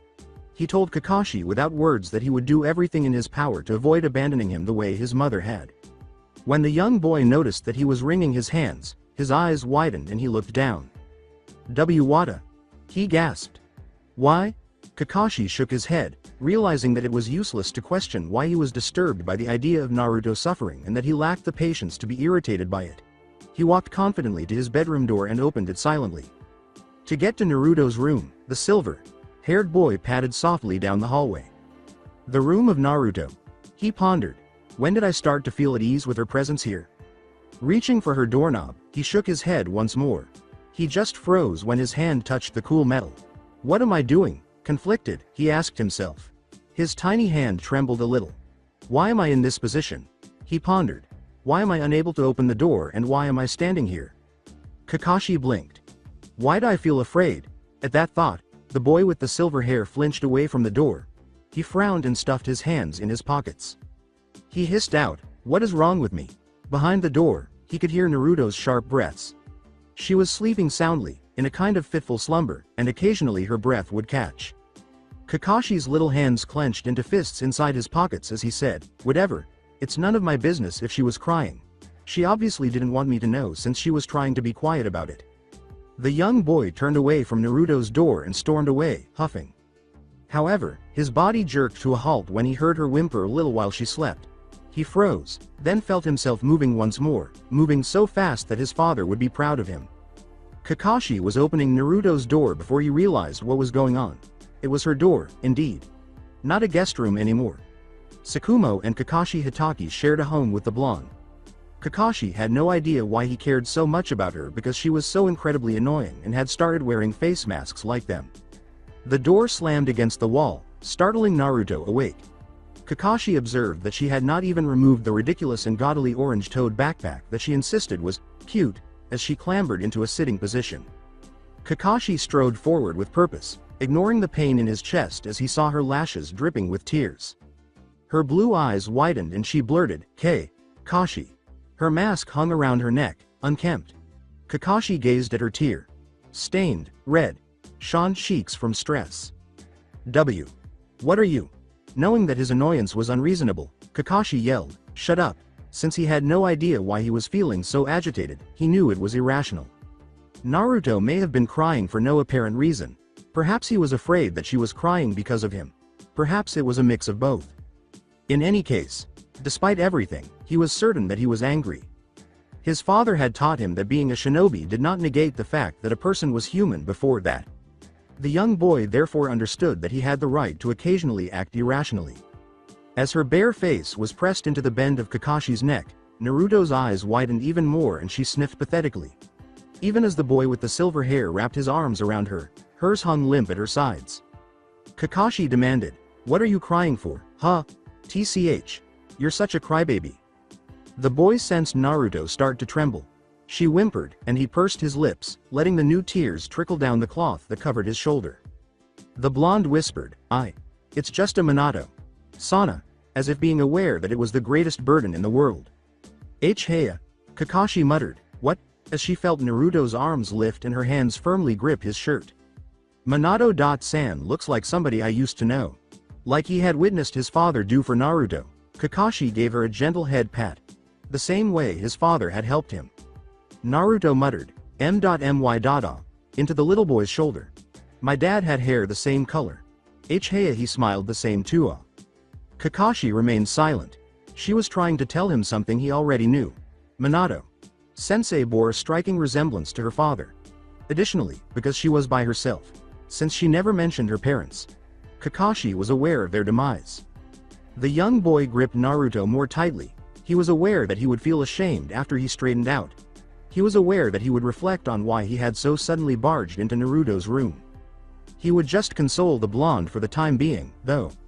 His intellectual mind could understand that he cared when he wasn't thinking clearly.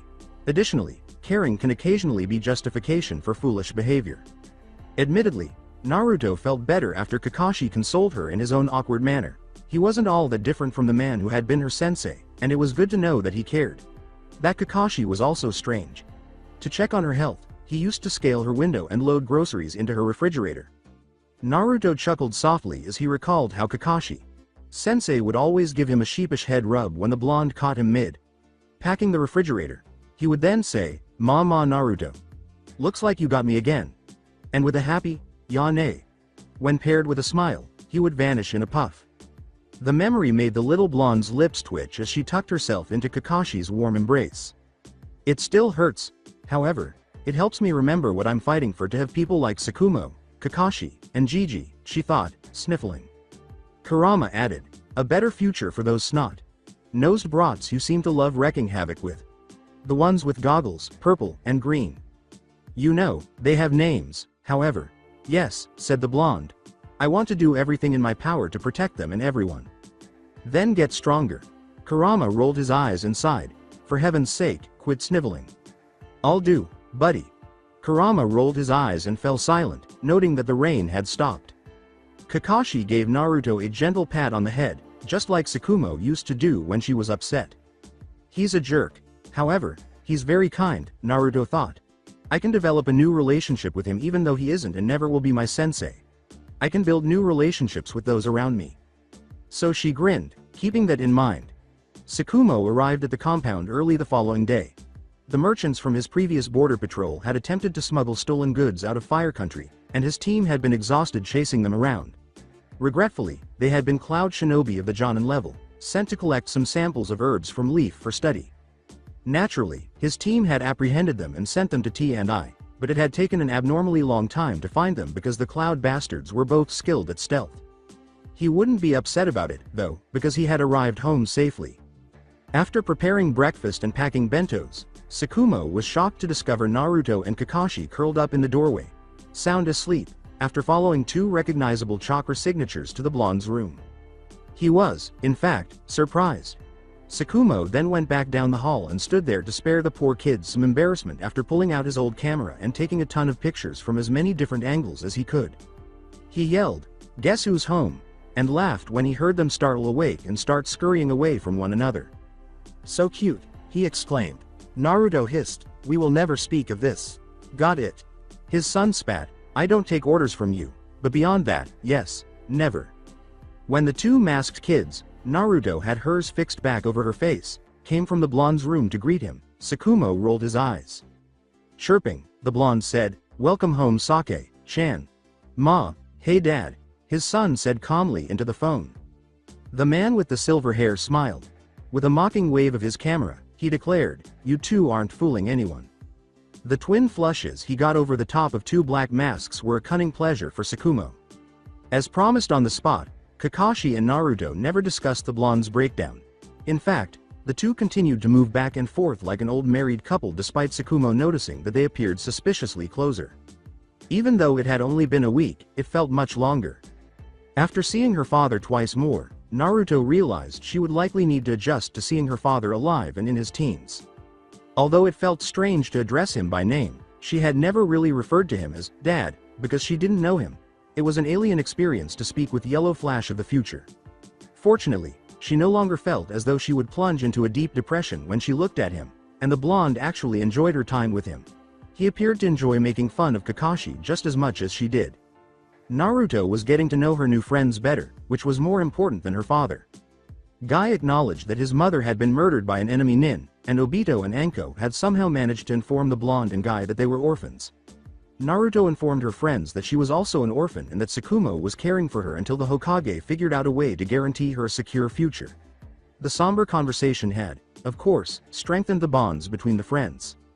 As for the four troublemakers, they were all moving through the village marketplace, making a lot of noise with their wild hand gestures, excited speech, and laughter. Since every academy teacher was taking their annual shinobi assessment, there was no school on Monday. Therefore, rather than engaging in productive activities like training or studying, the four friends had wasted the first half of their day off having fun. They had gone to see the latest film, which featured forbidden love between two shinobi from rival villages in cringe-worthy ninja action special effects. "Dude," cried Obito. "That soundtrack was zing." Anko snorted, "Yeah, even if the rest of it sucked." "How did that one end song go?" Guy asked, his brows furrowed from forehead to forehead. Naruto became bright. "I got this," she exclaimed, putting her arm around Obito's shoulder and drawing him in for a brief embrace. "Sing with me, fool." Obito laughed, and the two children started to sway back and forth, utterly out of sync with their tone. Deaf and loud voices, only managing to stagger around as they attempted to walk simultaneously. Some legends are told. 1. Some turn to dust or to gold. Guy exclaimed, "But you will remember me." Anko laughed and said, "Remember me for centuries." Unaware of the filthy and amused looks they got from onlookers, the four children burst into uncontrollable laughter. Obito grinned and said, "Gosh, we should start a band." However, Naruto stated, "First we'll have to train harder though." Anko asked, a faint smile still teasing her lips, "Why's that?" "Because we'll need to be able to dodge all the tomatoes thrown at us." Naruto," Obito sneered, jokingly pushing the blonde away. Guy told the offended person, "If we were really that bad, we would have to offer the offended 200 squats of apology." He was very serious. The three children he was with glanced over. But as he posed, a smile quickly appeared on his face. "I jest, my friends, I jest." "Guy, you are such a freak," exclaimed Anko, with her own laughter escaping her. Obito snorted and twitched his mouth, saying, "Yeah, seriously dude, what is up with you and squats?" Naruto laughed and asked, "And, did you double the number? The more work you put in, the more youth you show." The friends' reactions varied as they turned to face the new voice. "Father," Guy said, his smile glimmering. The man and his group of friends were standing a few yards away from the boy when the boy fell into the same thumbs-up pose. Posing as the good guy. Obito and Naruto chanted, "Dewey.san," together. "Father freak," Anko exclaimed abruptly. Dewey laughed and threw back his head. Naruto was still a little in awe of Guy's father. Naruto felt he was a very strong shinobi, even if people whispered, "Eternal Genin," and "Weirdo," behind his back. She hadn't been shocked to discover that Guy was an exact replica of the man she had met that morning. Mike Dewey was a tall, well-built man with body hair on his forearms and wrists, a slightly bulbous nose, and caterpillar eyebrows. His face featured a bristly mustache with a small goatee and stubble that comprised the remainder of his beard, while his black hair was styled in a bowl cut and combed to the right. He had on a yellow scarf around his neck, orange leg warmers, and a green jumpsuit. On their day off, Dewey was actually responsible for watching the four children. They had wanted to hang together, but Tsukumo had his usual mission.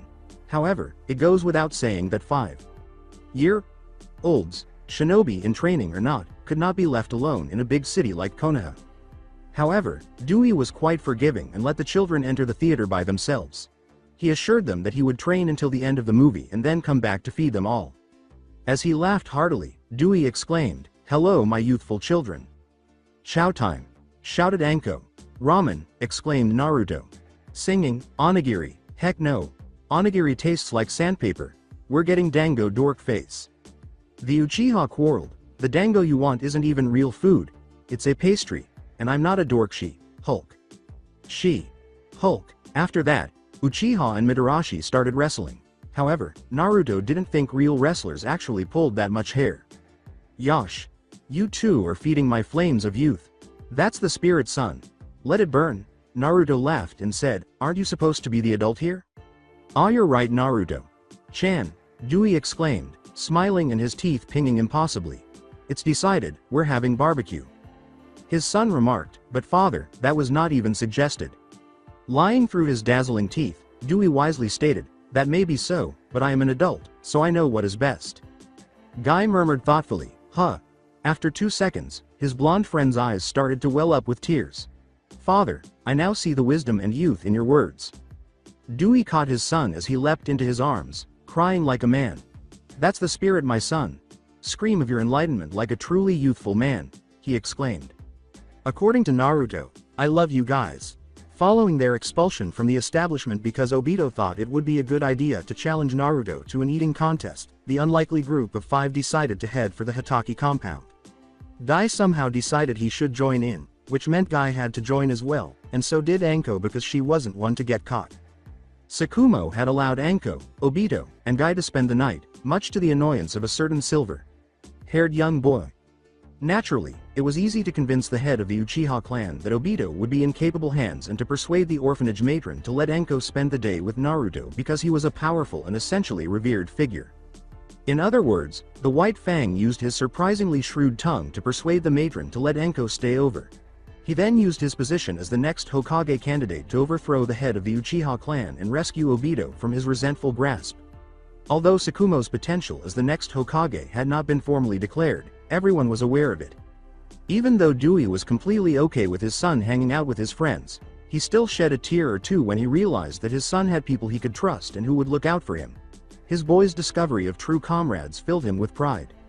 Once again, the 5-person group navigated the village marketplace, avoiding the evening crowds and packing vendors. They yelled at the sky, made scathing comments, and held a friend's bandaged hand while they talked about who won the eating contest, which had somehow devolved into a food fight. Obito-kun. The sound of a young, gentle voice caused all 5 of them to halt. Rin. Chan. The boy exclaimed, his rose-red, creamy skin flushed. As Naruto took in the girl's chocolate bob, purple rectangular markings, and wide light brown eyes, his eyes grew sharper. Grimly, she thought, so this is the girl that drove Obito over the edge. In essence, you ensure her survival and that of all others. As soon as the hazel-eyed girl heard her, Naruto snorted under her breath, shoving away Anko's inquisitive gaze. Naruto remarked, you and I both know it's not that simple, man. I don't mean to come across as callous, but maintaining her standard of living is undoubtedly a contributing factor in the issue. Zetsu, however, is the main issue. He ultimately stabbed Madara in the back and brought Kagaya back to life. As he waits in a cave, the elderly Uchiha should be extremely frail at this point. While he's wasting away like that, getting rid of him won't be difficult. You scare me almost just by sounding so serious. Huh. Naruto grinned to himself but soon became serious. Anyway, as I mentioned, after I chop Madara up or something, I can simply seal him away. All I need is a reliable method to get rid of Zetsu. If you want, I could eat him. Naruto snickered this time. Tempting, she acknowledged. You've been gazing off into space for about 30 seconds, even though it's entertaining to see this uncommon morbid side of you. Oh. Naruto's eyes returned to the scene in front of her as she flushed beneath her mask. She saw that Rin was not alone. She was traveling with a willowy woman who had the same purple marks on her face and a girl with ruby eyes and curly ebony hair. Then Naruto recalled, Kurenai. Sensei. Geez, it's strange to see all of the sensei bite-sized, but somewhat sentimental as well. Rin said, this is my Ka-san. Rina Nohara. The attractive woman with brown eyes bowed slightly. She was dressed in a typical Chunin uniform, but instead of the plain blue pants, she wore a long blue skirt with a side slit and mesh tights. Good evening, everyone. She nodded at Dai and said it gently. Dewey smiled and said, good evening, Nohara-san. Kurenai gave a small wave and said, hi Naruto, Anko. Hi. Naruto smiled. Anko lifted her chin slightly in acknowledgement and grunted in greeting. Though they had spoken briefly during the academy's kunoichi classes, the blonde had never really played with Rin or Kurenai. Although a little shy, Kurenai was quite amiable. People couldn't possibly dislike Rin because she was such a social butterfly, unless they were merely naturally resentful or envious. Hi to you too. Obito-kun, Guy-kun, Kurenai said politely. Obito gave her a smile. but he had already waved to Rina and was talking about the movie he and his friends had just seen off of Rin's courteous ear. When most of their classmates parted like the Red Sea around him, Guy greeted Kurenai with tears in his eyes, grateful that she had spoken to him. While the children chattered, Rina and Dewey discussed missions and other topics. Naruto wasn't particularly interested in it, though. She was still holding her bandaged hand in her own when she felt Anko tug at it. The blonde turned to face her friend with the purple hair. The Mitarashi muttered, "What's the matter?" Naruto gave a shrug. The girl pushed, "Do you not like Rin or something? You gave her a funny look when she first showed up. Like you were trying to cut her up with your eyes or something." Morbid, huh? Naruto flinched. Why would you be talking about chopping people up when you're only 5? And I just slightly squinted my eyes. Oh my. You mentioned recently that you would cut that cursed Uchiha to pieces before sealing him, I seem to remember. Oh, please stop talking. That isn't relevant. Kurama growled, "Whatever helps you sleep at night." Naruto confidently told her friend, "No, Rin. Chan is cool. I was just thinking when we get back to the Hitaki compound that we should train a bit." Guy's ears perked up and he turned away from shouting Kurenai's ears off as Anko wrinkled her nose in disgust. "Did I hear training? Ooh," Obito exclaimed, shocking Rin with his cheer. "I've been trying to get the fireball jutsu down for ages." With a sardonic smile, Anko teased, "Why don't you learn how to hold your chopsticks right first?" The tiny Uchiha turned a bright red. He suddenly appeared far too smarmy. "Shut up, Anko. At least I can spell my own last name," they said. Mitabashi. Anko was the next to flush. She growled. "One time," she said. "One time I spelled it wrong and you're never gonna let me forget it." "Yosh. Now duel and see whose spirit burns with the most youth," Guy screamed. "My son. You are making father proud." When people started staring at the motley crew with annoyance and amusement, Kurenai muttered, "Good grief. You're all an interesting bunch, aren't you?" Rin remained silent. As Obito and Anko started tearing hair and clawing at each other's faces, her jaw was somewhere close to the floor. Rina grabbed her friends in her slack-jawed daughter's wrists and pulled them away from the scene Naruto's group was creating. She said, "So, yes. We'll be seeing you all." Her tone was a little urgent, but mostly one of horror. "Take care everyone." Naruto blinked as he saw the woman power leave, bringing Kurenai and her daughter with her. "Obito, I'm gonna kick your butt. Bring it on, Hulk. I know you ain't nothing but hot air. You guys are the best friends a girl could ever have," Naruto chuckled. Naruto felt a void fill as she watched her friends argue, fight like cats, and hear two green-clad men bouncing around talking about their youthful rivalry. She could feel the hole there gradually getting better. "Perhaps Kakashi won't mind hanging out with us when we get home." After several months passed, Naruto would be truthful with herself and acknowledge that she hadn't been monitoring them. However, what was the purpose of that? The place she had come from was changing to fit the changes she had already made, and it didn't even exist yet. Kakashi was a tough guy, but he wasn't obsessed with rules, and Tsukumo was still alive. In relation to Kakashi, it was almost his birthday. Naruto would be hitting 6 in a month since he would be turning 6 in a week. As some of her academy peers had come to refer to the blonde and her 3 troublemaking friends as her loser squad, Naruto spent her time training and hanging out with them. The blonde had finally mastered lava release, scorching stream rocks jutsu and basic chakra control, and she was no longer awkward in her taijutsu. As one of her signature moves, Naruto had also been practicing with Kage Bunshin, but she was making an effort to avoid being so obviously reliant on them. She could make 8 so far without passing out.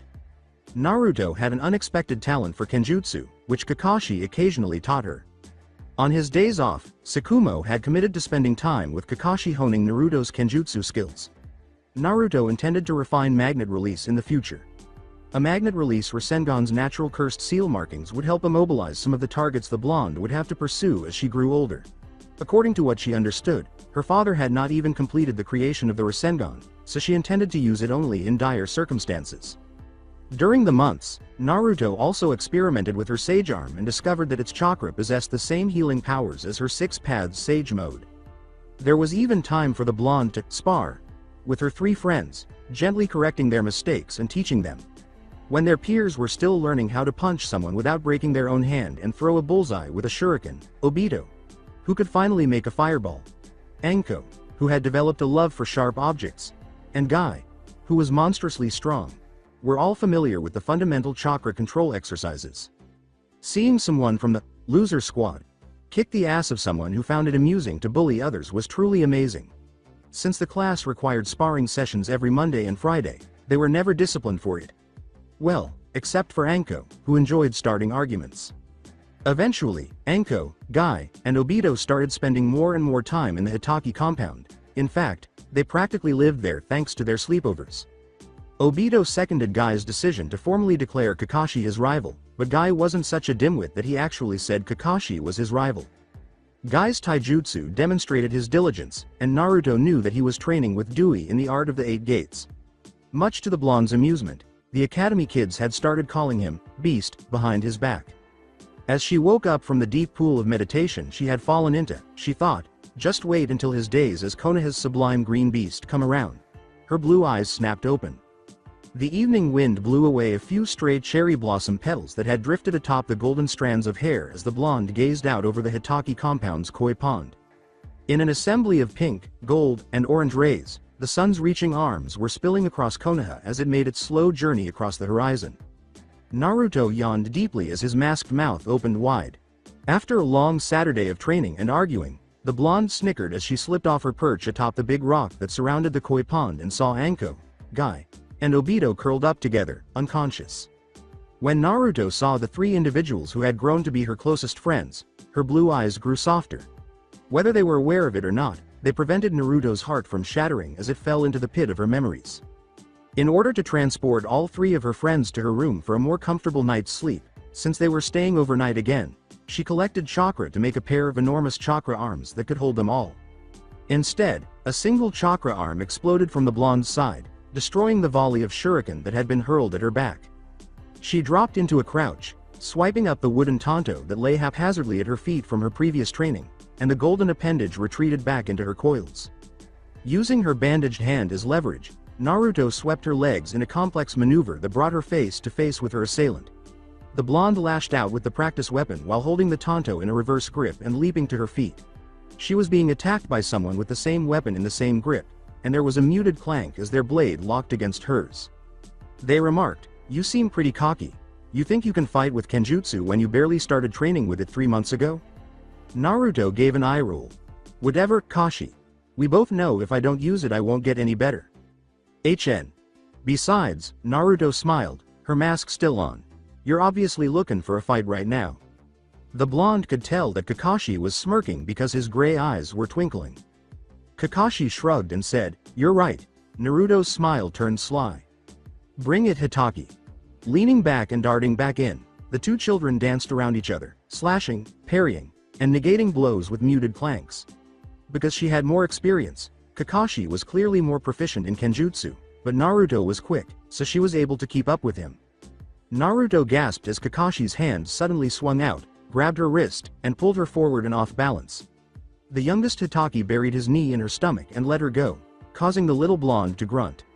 Naruto clipped Kakashi in the chin with her sandaled feet, using her loss of footing to accelerate her backflip. Naruto straightened herself after the masked boy stumbled after being kicked. As silver and golden gleams spread across the koi garden, the children, panting a little, jumped back into their spar.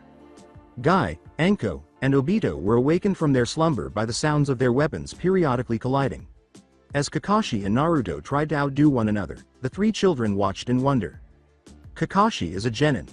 Anko whispered about it. "How's Naru keeping up so well?" Obito muttered, "I can barely even see them." Guy gave a shrug. "They are both very skilled. I bet it's only a matter of time before Naruto-chan graduates early." The green-clad boy was concerned that Anko and Obito might give themselves whiplash because they turned to Guy so quickly. With wide black eyes, Obito whispered, "You really think she'll graduate early?" "I heard Akira-sensei talking about it with another sensei after school. He said she'd be Rookie of the Year if she just stopped pulling so many pranks," Guy replied. With a sharp smile, Anko's hazel eyes found Naruto again, who was trying to grab Kakashi with her chakra arms that were sprouting out of the ground, but he was avoiding them with a speed and grace that was almost illegal. Anko remarked, "Naru is pretty cool, isn't she?" According to Obito, yeah. If she does graduate early, I just hope she comes to visit us in the academy. It'd be lame without her." To his surprise, Guy grinned softly and said in a low voice, It is most youthful when you two talk without trading blows. Obito and Anko exchanged a wide-eyed gaze. Anko frowned. I don't like that stupid look you're giving me. Obito shot to his feet in outrage, saying, What? I didn't even do anything. In a matter of seconds, Anko was facing him. When the Mitarashi asked, You wanna go? Guy gave a heavy eye roll. His smile was wry as he muttered, I should have just kept my big mouth shut. Bring it, Hulk. Just as Kakashi had Naruto in a vicious headlock, the two started fighting. Looks like I win again, shorty. In response, Naruto said, Chump luck. Kakashi simply sneered and let the sunshine blonde go. Alright, you bunch of brats, dinner time. When Naruto heard her teenage father's voice, she tensed for a moment. Kakashi exclaimed, Sensei, as his dark eyes widened a little in shock. Disregarding his still fighting friends, Guy exclaimed joyfully, It's the youthful Minato-san. Hello. He smiled and gave the blonde teenager at the back door the thumbs up. Minato had previously been introduced to Naruto's friends when he accompanied Kakashi in picking up the young blonde from the academy. It should come as no surprise that they all liked the teenage Jonin right away. Naruto walked to the back door and said, Minato-san, what are you doing here? Minato shrugged and sheepishly rubbed the back of his rambunctious head. Ah, Sakumo-san invited me over for dinner today when I ran into him in the mission hall. Obito walked up to fall into step with Naruto and said, Cool. It seemed like he wasn't just trying to stop Anko from scratching his eyes out. Naruto smiled under her mask and asked, Did you bring dessert? Minato gave a humorous snort. In a bland voice, he confirmed, Yes, you glutton. I did in fact bring dessert. It's a strawberry cake from that really nice bakery near that one weapon shop. Guy said, The nasty kanai? Minato grinned and nodded, saying, That's the one. Ooh, that place is hella awesome. Anko cried as she rushed over to repair the ponytail Obito had ripped out during their altercation. Language. Scolded Sakumo, who was wearing a pale yellow apron around his waist and sticking his silver head out the back door with a spatula still in his hand. Anko muttered, scuffing her sandal against the floor, Ah, sorry Sakumo. It's okay Anko-chan. Just be more mindful, okay? The girl with the purple hair gave a nod of approval. Sakumo's pale apron caught Naruto's attention, and he chuckled a little at the hot pink letters that read, Master of the Doghouse, and the tiny pug dog patterns everywhere. As the blonde put it, cute apron. Sakumo grinned and said, Why thank you sweetie. The flush that threatened to protrude past Kakashi's mask's rim caught Naruto's attention right away. He growled, Dad, what the heck are you wearing? With the visible part of his face now glowing pink, Kakashi asked, What is that? Sakumo glanced down at his clothes, and Naruto couldn't help but smile when she saw the cunning gleam in Sakumo's dark eyes. The eldest Hitaki questioned, What? Is it embarrassing you or something? You're the one who gave it to me. On Father's Day last year, remember? Poor Minato stifled a chuckle behind his hand. Sakumo went on nefariously, Don't tell me you're embarrassed, son. If this is enough to ruffle your feathers, then I guess you really wouldn't want anyone to know that you still like to sit on my lap while you read Scrollsa. Dad! Screamed Kakashi, his face flushed. Sakumo laughed aloud and ducked behind the back door to avoid the shuriken that was thrown at his smug expression. As everyone in the room laughed at Kakashi's expense, the dangerous weapon innocuously lodged itself in the doorframe where Sakumo's head had been. Kakashi, chuckled Obito. I can't believe you go on about being legally an adult and you still sit on your dad's lap. Anko was kicking her legs up in joy as she rolled around on the ground. The Mitarashi screamed, Oh my gosh, that's gold. Kakashi spit out, Shut up, don't be embarrassed, Kashi. Naruto said, attempting and failing to stop her laughter. I think it's cute. Kakashi gave Naruto a look. Both the apron and the lap sitting. The blonde's knees went weak from laughter, and a snickering guy ran over to support her. Not so hip and cool now, Kakashi? With flaming ears, Kakashi exclaimed, I can't stand you guys, and strode into the house. Guffawing, Minato said, Kakashi wait. We're sorry, right guys? Obito attempted to respond, but all he was able to do was laugh more. Behind him, Kakashi slammed the door. In an attempt to relax, Naruto buried her face in Guy's giggling shoulder. I swear, every day these guys make me love them more and more. With the exception of Sakumo, Naruto, and Minato, everyone was asleep at 11:30. Sakumo was in the living room tidying up the snacks and board games the children had destroyed after supper. Knowing that Sakumo would put her to bed as soon as he finished cleaning up, Naruto was sitting on the rock that surrounded the Hitaki Koi pond once more, meditating while she could. Before Minato even sat on her rock, his back was so close to hers that she could feel him behind her. Naruto. Chan? The soft tone of her father's voice made the blonde's heart tighten. When he had last spoken to her at the end of the war, he had been just as kind. Happy birthday, Naruto. A sudden welling of liquid was blinked away by blue eyes. Naruto hummed as she struggled to control the lump that was growing in her throat. Can I ask you something kind of personal? Naruto's blonde brows knitted in perplexity. Where did Dad feel the need to warn me, and why would he want to ask me? Would you mind saying yes and finding out? In her mindscape, Kurama complained as her head rose from its resting place. Mumbling, the little blonde said, yeah I guess. Are you an Uzumaki? A long pause ensued. Naruto was cautious not to respond to that question in any way. I have to be extremely careful right now. Think rationally. I'm giving you precisely 10 seconds to think of a suitable answer. All right. Dad is either trying to strike up a conversation, he's generally curious due to reliable information, he recognizes my resemblance to Mom, or he somehow knows I'm from the future. Kurama deadpanned, you should get slapped for that last one, time and time again. Would you mind going to a corner or something to lick your tails? Naruto pondered sourly. How dare you? A bloody cat is not me. Ignoring the fox entirely, Naruto thought, I've decided I'll play ignorant. I have to keep in mind that Sakumo believes I'm from a different village, so anything I say to Minato must align with my account of being a child soldier in his mind, or else he will start asking me unnecessary questions. Rather than trying to think of a credible lie, Naruto played it off as though the question had bothered her. I never really knew my parents. Maybe I am related to them. But I can't tell you, and to be honest, I don't really want to think about it. I'm happy for what I have now. He scooted across the rock so they were sitting side by side after she heard Minato turn to face her. Minato apologized, I'm sorry if I overstepped my bounds, Naruto. Chan. I understand if you don't want to talk about it. The little blonde looked up at him out of the corners of her eyes and reassured him, no, it's okay. What made you ask me that anyways? Minato scratched the back of his unkempt spikes and shrugged. It's just, I've always been kind of curious about your chakra arms, and I don't know any other clan than the Uzumaki who could manifest their chakra in such physical ways. He clarified. Though, they used chakra chainsaw. Naruto reasoned, so he's just generally curious because of valid information. What a relief. Looking down at her fingernails, which were chipped with bright orange nail polish from visiting Anko at the orphanage a week prior, Naruto said with ease, yeah. Gigi told me about the Uzumaki clan. They seem like they were super cool people. So conceited. Kurama growled. Stop talking. You are aware of my awesomeness. The Biju laughed. There's something alright. Minato laughed, blushing a little as his eyes took on a nostalgic sheen, undoubtedly evoked by a particular redhead. Wait. Minato gazed at Naruto, her eyes a little wide. Gigi, he asked himself. Oh, Naruto said, smiling shamelessly at her father. That's what I call old man Hokage. Minato started choking on his own breath, and his eyes widened. Naruto.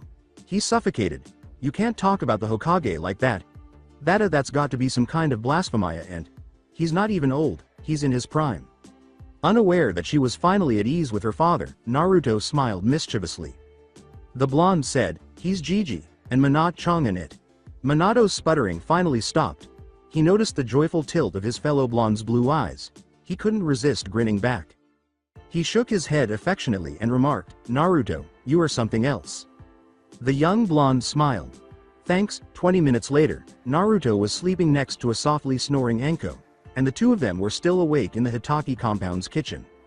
Sakumo, leaning against the kitchen sink and drinking a cup of black coffee, remarked, so basically you think she's not interested in knowing her heritage. Minato crossed his arms and nodded. I could see in her eyes that she loves whoever her parents are, but sadness too. So, they're probably dead. The thought caused both Junin to wince. Once Sakumo had driven Naruto to his bed, Minato went up to the oldest Hitaki and asked him if he knew Naruto's origins. In an honest response, Sakumo stated that he didn't, only acknowledging that Naruto was under his temporary care while the third looked for a permanent place for her to live. The blonde Junin remarked, Well, if Naruto isn't concerned about her origins, then I won't either. Tsukumo sipped from his steaming mug and hummed, I think that's wise. After a relaxed period of silence, the younger Junin started to ponder something. Minato questioned, have you considered adopting her? Tsukumo grinned over his puppy. Patterned mug's rim. Yes. Though, I've yet to take it to Hokage. Sama. I've been so busy with the flood of B-ranked missions and bloody guard duty I just haven't said anything. Since he was also aware of the atrocities of border patrol, Minato snorted in sympathy. The blonde teenager remarked, I'm sure Naruto would love to become a permanent member of your house. Tsukumo laughed and said, I should hope so. She's such a little fireball, that girl. She may think I don't trust her to take care of herself. Minato smiled adoringly and shook his head, saying, I wouldn't put it past her. You think she'd try and give you one of those evil wedgies of hers for insulting her? Tsukumo snorted with laughter and choked on the coffee he had consumed, his eyes bulging. Smothering his laughter, Minato thought about the kids who were sleeping down the hall. Minato. Tsukumo stifled in censure. However, Minato's quick, sorry, conveyed the sincerity of his apology with his amused expression. Tsukumo put his hands sternly on his hips and placed his coffee on the counter. He questioned, are you trying to kill me, boy? Before grinning, I demand 200 squats of apology. Minato was the next to choke. As Obito felt his friend rise from the bed they shared, he complained, Guy, what the hell are you doing? The young Uchiha blearily glanced at his friend wearing green pajamas while absently pushing Kakashi's foot out of his mouth. Obito's jaw dropped. For some reason, Guy was doing squats even though he was clearly still asleep. What the hell? With a moan, Kakashi turned over on his back and raised his head in annoyance. What are you babbling about, you baka? The tiniest Hitaki turned to face whatever the fool was shakily pointing at, rolling his eyes and frowning at the Uchiha who lay on the other side of his bed. I swear you are such an IDI. Kakashi's horrified eyes grew wide. Oh my god. The following day, while eating lunch, Anko and Naruto were giggling uncontrollably as they listened to Obito's terrifying tales about having Guy in his bedroom. As Obito waved his hands wildly and told tall tales of Guy's late night antics, the green-clad boy was pouting and blushing a little. A generous voice called out, Naru-chan. Yeah? Naruto asked, dabbing at a funny tear that had strayed from her left eye.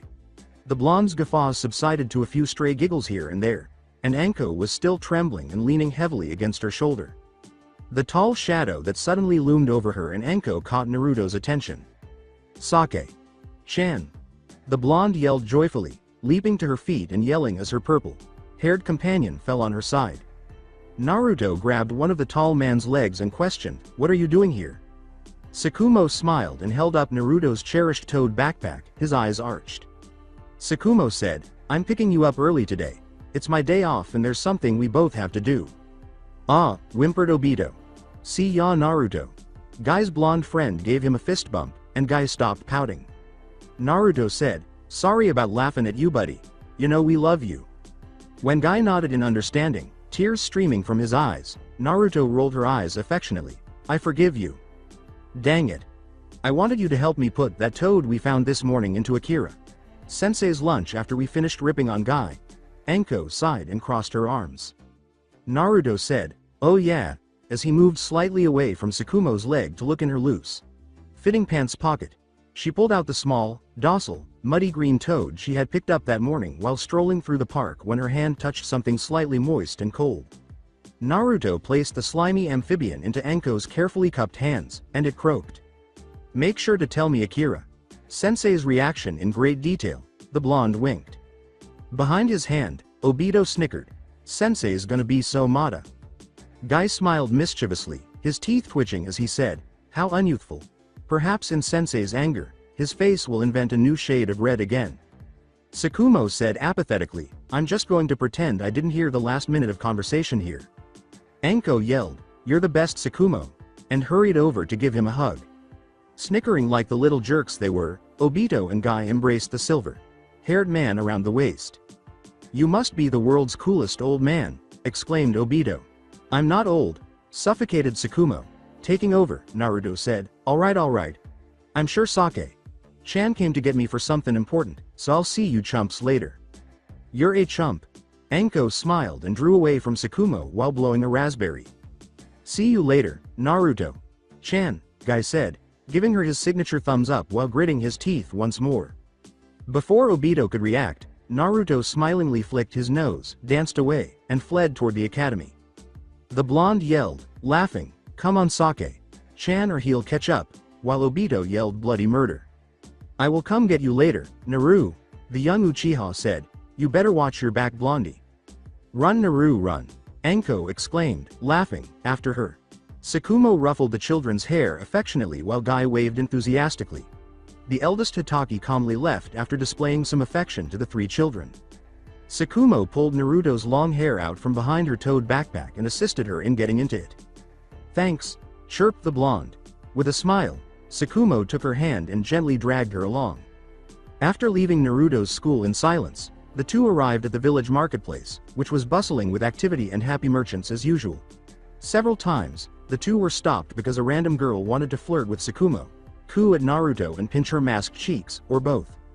The blonde huffed as she pulled Sakumo away from a plump woman who was making Naruto's cheeks sting. It struck her as odd that they hadn't talked much, so she made the decision to do so. "So, where are we going, Sake? Chan?" Sakumo returned, his eyes shining with pride and love, and said, "We're going to pick up Kakashi's birthday present. It's just around the corner, you know. My boy is going to be 6 years old." When Naruto smiled up at him from behind her face mask, the silver-haired man laughed. She exclaimed, "Of course I didn't forget, at that. But you still haven't gotten him anything, have you?" Naruto sulked. "No," she said. "I'm almost never alone, and I wanted whatever I get Kashi to be a surprise." Sakumo swooped the blonde into his arms and sat on his shoulders, smiling when the little blonde started giggling uncontrollably at the light feeling.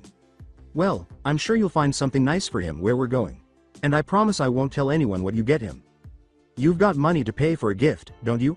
he inquired. Sakumo hummed affirmatively as Naruto inserted her fingers into the few soft stray strands that were still hanging out of her spiky ponytail. "Yup. I've been saving up the allowance Gigi gives me every week for 2 months." Sakumo winced a little at Naruto's demeaning moniker for his cage, knowing that he would not change it no matter what he said, and that the third, for some reason that cannot be explained, did not insist that she address him with more deference. Sakumo exclaimed, "2 months?" with admiration. "Isn't that a little over the top? I don't think you need to get anything really expensive. I'm sure Kakashi would be pleased with whatever you decide to give him, even if he may act otherwise." "I know that," explained Naruto. "But I want to give Kashi something that'll make him happy, and it's really nice." "What a cute little doll," Sakumo exclaimed to himself. The man with silver hair grinned and said, "Whatever you think is best, Naruto." Naruto exclaimed, "Ooh," following a minute of friendly quiet. "It's that bakery Minato-san got cake from yesterday." Sakumo walked past the brightly pink building and to the dilapidated, sagging wooden establishment next to it, saying, "Which means we've reached our destination." The blonde on his shoulder said, "The nasty kanai?" Hummed Sakumo. "Did I never tell you that my hobby is forging swords?" The blonde blurted, "What? No way did you tell me that. That's super cool." Sakumo chuckled quietly. "Yes, well, my own father was the one who forged the white chakra saber that I wear on missions. I created a replica a few months back, and I took it here because the blacksmith is a good friend of mine, and I knew he would be able to put the finishing touches on it to make it perfect." Naruto's blue eyes were wide as he scanned the area, observing the variety of sharp objects scattered throughout the store, hung on every available space, and meticulously polished. Gazing at everything, Naruto exhaled, "Whoa, Kashi will love a real Tonto." The Hitaki came back, saying, "I sure hope so. Don't worry, Sake-chan, there's no way he won't, but if for some stupid reason he doesn't, I'll set him straight." He laughed as he said, "Thank you, Naruto." Sakumo pulled her from his shoulders and got her up after the little blonde told him not to bring it up. She blushed when he fussed over her a little, dusting off her little butt and straightening her clothes. With a red face, Naruto snorted, "Don't baby me like that." Sakumo raised his hands in submission. He said, his mouth tipped in evident amusement, sorry. After shaking her head at the silver-haired man and saying, "HMPH, Naruto left, surveying the merchandise. As the blonde walked around, her blue eyes swept over the numerous glass cases containing customized small weapons like shuriken, kunai, and retractable blades. The nasty kunai smelled like metal and weapons polish. The young girl approached a section of the large shop that was primarily filled with armor, and her eyes grew wide as she saw the ideal present for Kakashi. Selecting gifts is simpler than I anticipated, she smiled. There was a sword holster, sheath in the farthest corner of the wall, up on the highest point. When worn, the fine brown leather would form an X shape across the wearer's chest and wrap around to their back. Additionally, it was adjustable, so the owner could keep it and use it for many years as long as they took care of it. 4,000 yen, that one girlie. Naruto glanced up at a bear of a man next to her, who had a full, disheveled beard, waist-length curls, and various stains all over his ragged gray shirt. Naruto, who was already taking her frog coin pouch out of her track jacket pocket, inquired, "You work here?" The man smiled, showing off his teeth and making himself look even more like a bear. "Kid, I own this place." Naruto opened her coin purse and took out a wad of bills, saying, "Cool." A chakra arm was emerging from her back as she deposited the cash into the man's large, oil-stained hands. It reached out and grasped the leather sheath she had her eye on. As the little blonde tucked her still full purse away and shoved the holster into her toed backpack, the bear man stared at the cash in his hand. As she walked off to meet up with the oldest Hitaki again, she said coolly, "Keep the change." Tsukumo called out, "Takahashi, what's taking so long?" From the front, "I thought you said you had to show some broke kid to the door?" Tsukumo had left a cage bunshin at the compound that same day to keep an eye on Kakashi and Naruto while they slept. The silver-haired man was aware that Hiruzen would still be at the office at almost midnight. He then proceeded to politely broach the topic of adopting Naruto after receiving approval from the Hokage's secretary and exchanging pleasantries with his boss. No, Tsukumo was perplexed and a little offended, so she had to ask, "Sir, was there some reason why Hiruzen didn't trust him with Naruto? He loved the girl almost as much as he loved his own son, didn't he know that?" Pulling his pipe away from his lips, the third scolded, "Now don't give me that look, Tsukumo," and blew out a royal ring of smoke. Tsukumo swiftly wiped away any signs of disappointment his cage might have detected from his face. "Let me ask you something, Tsukumo." "Of course, sir." "What are Kakashi and Naruto doing at this very moment?" Tsukumo responded with ease, but he was unable to conceal his bewilderment in time. "They're sleeping, sir." Hiruzen laughed a little and opened one of the many drawers behind his desk, revealing a clear violet orb. After setting the sphere on his desk, the third practiced directing a small amount of chakra into it.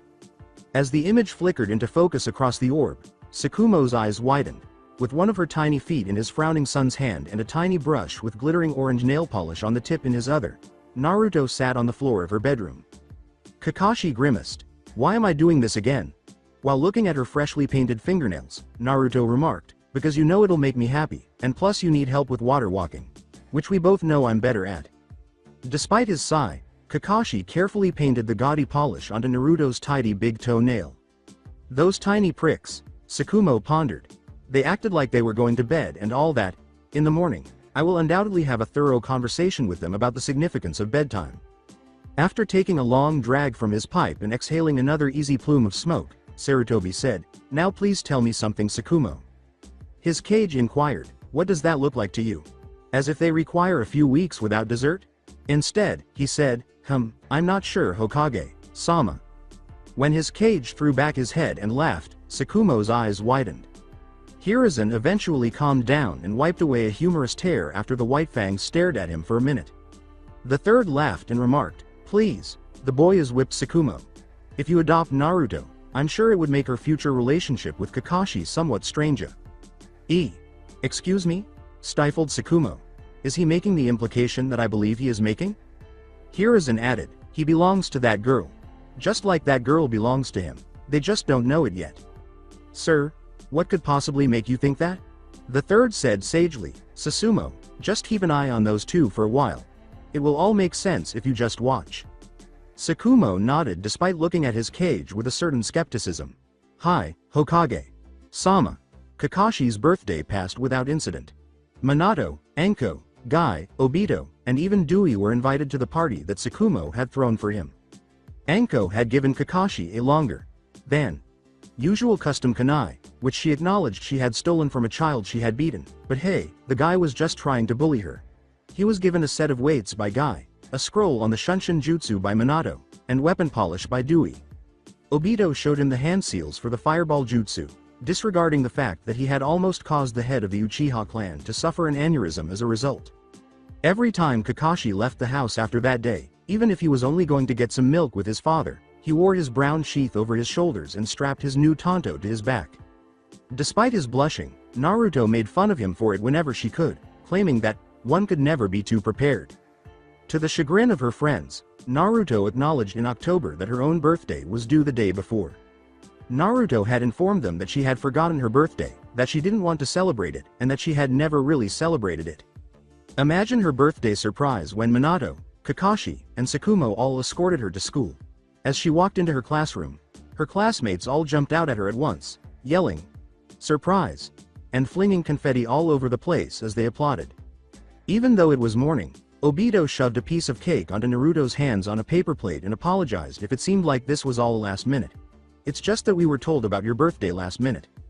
For some foolish reason, Naruto's eyes were watering, so she didn't even bother to roll them at the sardonic Uchiha. Remembering a certain scarred Chunin who had waited for her to return home with a birthday cake in her kitchen so long ago, she thought, it's so weird when people care. When Naruto felt Minato's hand on her shoulder and Tsukumo's on her head, she looked up. Both of them gave the young blonde a supportive smile, urging her to approach her applauding classmates. On a table in the far corner of the room, surrounded by last-minute but meaningful gifts, was a set of kunai that Minato had gotten her. Anko gave her a necklace with a shuriken-shaped charm on the end. Tsukumo got her a pair of dark orange goggles with a tinted green uni-lens, and Obito brought a tank for the toad she had discovered in a park pond some time ago. Dewey had left a scroll of taijutsu katas for the blonde, but he was unable to attend. Guy declared, "Happy birthday my youthful pal," as he danced over to his friend with the big eyes and wrapped a ring of ornamental plastic flowers around her rambunctious blonde head. Anko grinned and yelled as soon as Akira-sensei smashed a superpowered stick of chalk into the middle of her forehead, saying, "Happy birthday, my main bitch." "Language," he exclaimed. Obito started pointing and laughing at the purple-haired girl as she rubbed the burning red spot across her forehead, and Tsukumo and Minato shook their heads. As the Mitarashi spat, they said, "Shut up princess, it's not funny."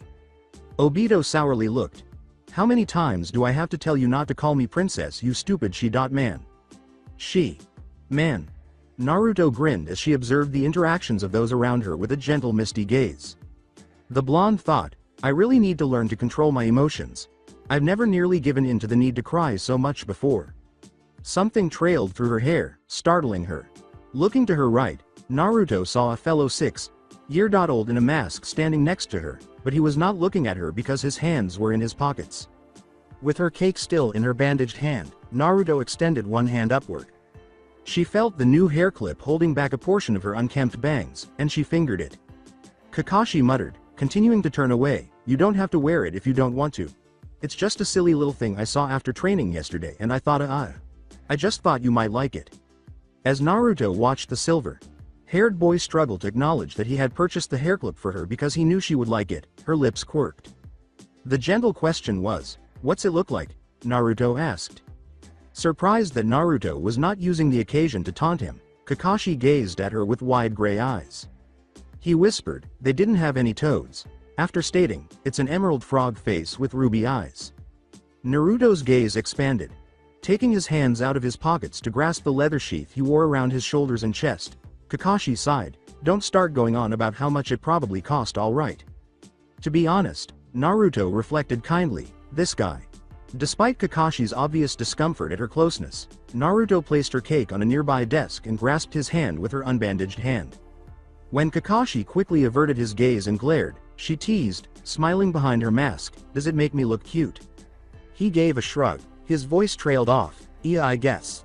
Unaware of how brightly that action alone made him flush, Naruto gave his hand a light squeeze. "Thanks, Kashi." "Yeah, whatever, shorty." "Well," Tsukumo muttered, "I'll be damned." Watching with Tsukumo as Kakashi took Naruto's hand without attempting to pull away, Minato remarked, "I second that." However, Tsukumo remarked, "They're still so young." Minato gave a shrug. "Which one of them do you think will realize it first?" Tsukumo laughed under his breath and muttered, "I have a strong suspicion that Naruto will discover it after Kakashi, but only after he grows tired of her ignorance." Minato smiled. "There's no way I'm betting against that. It's probably dead on." As they watched Naruto drag Kakashi over to their friends, both Junin chuckled. "Obito, you better stop pulling my hair, you punk." You first, you stupid butch. Yosh. These flames burn so brightly. They thought, happy birthday, Naruto. So that's it for today. I hope you guys enjoyed it. Don't forget to like, share and subscribe to the channel for more awesome stories like this. Thank you. See you all in my next video.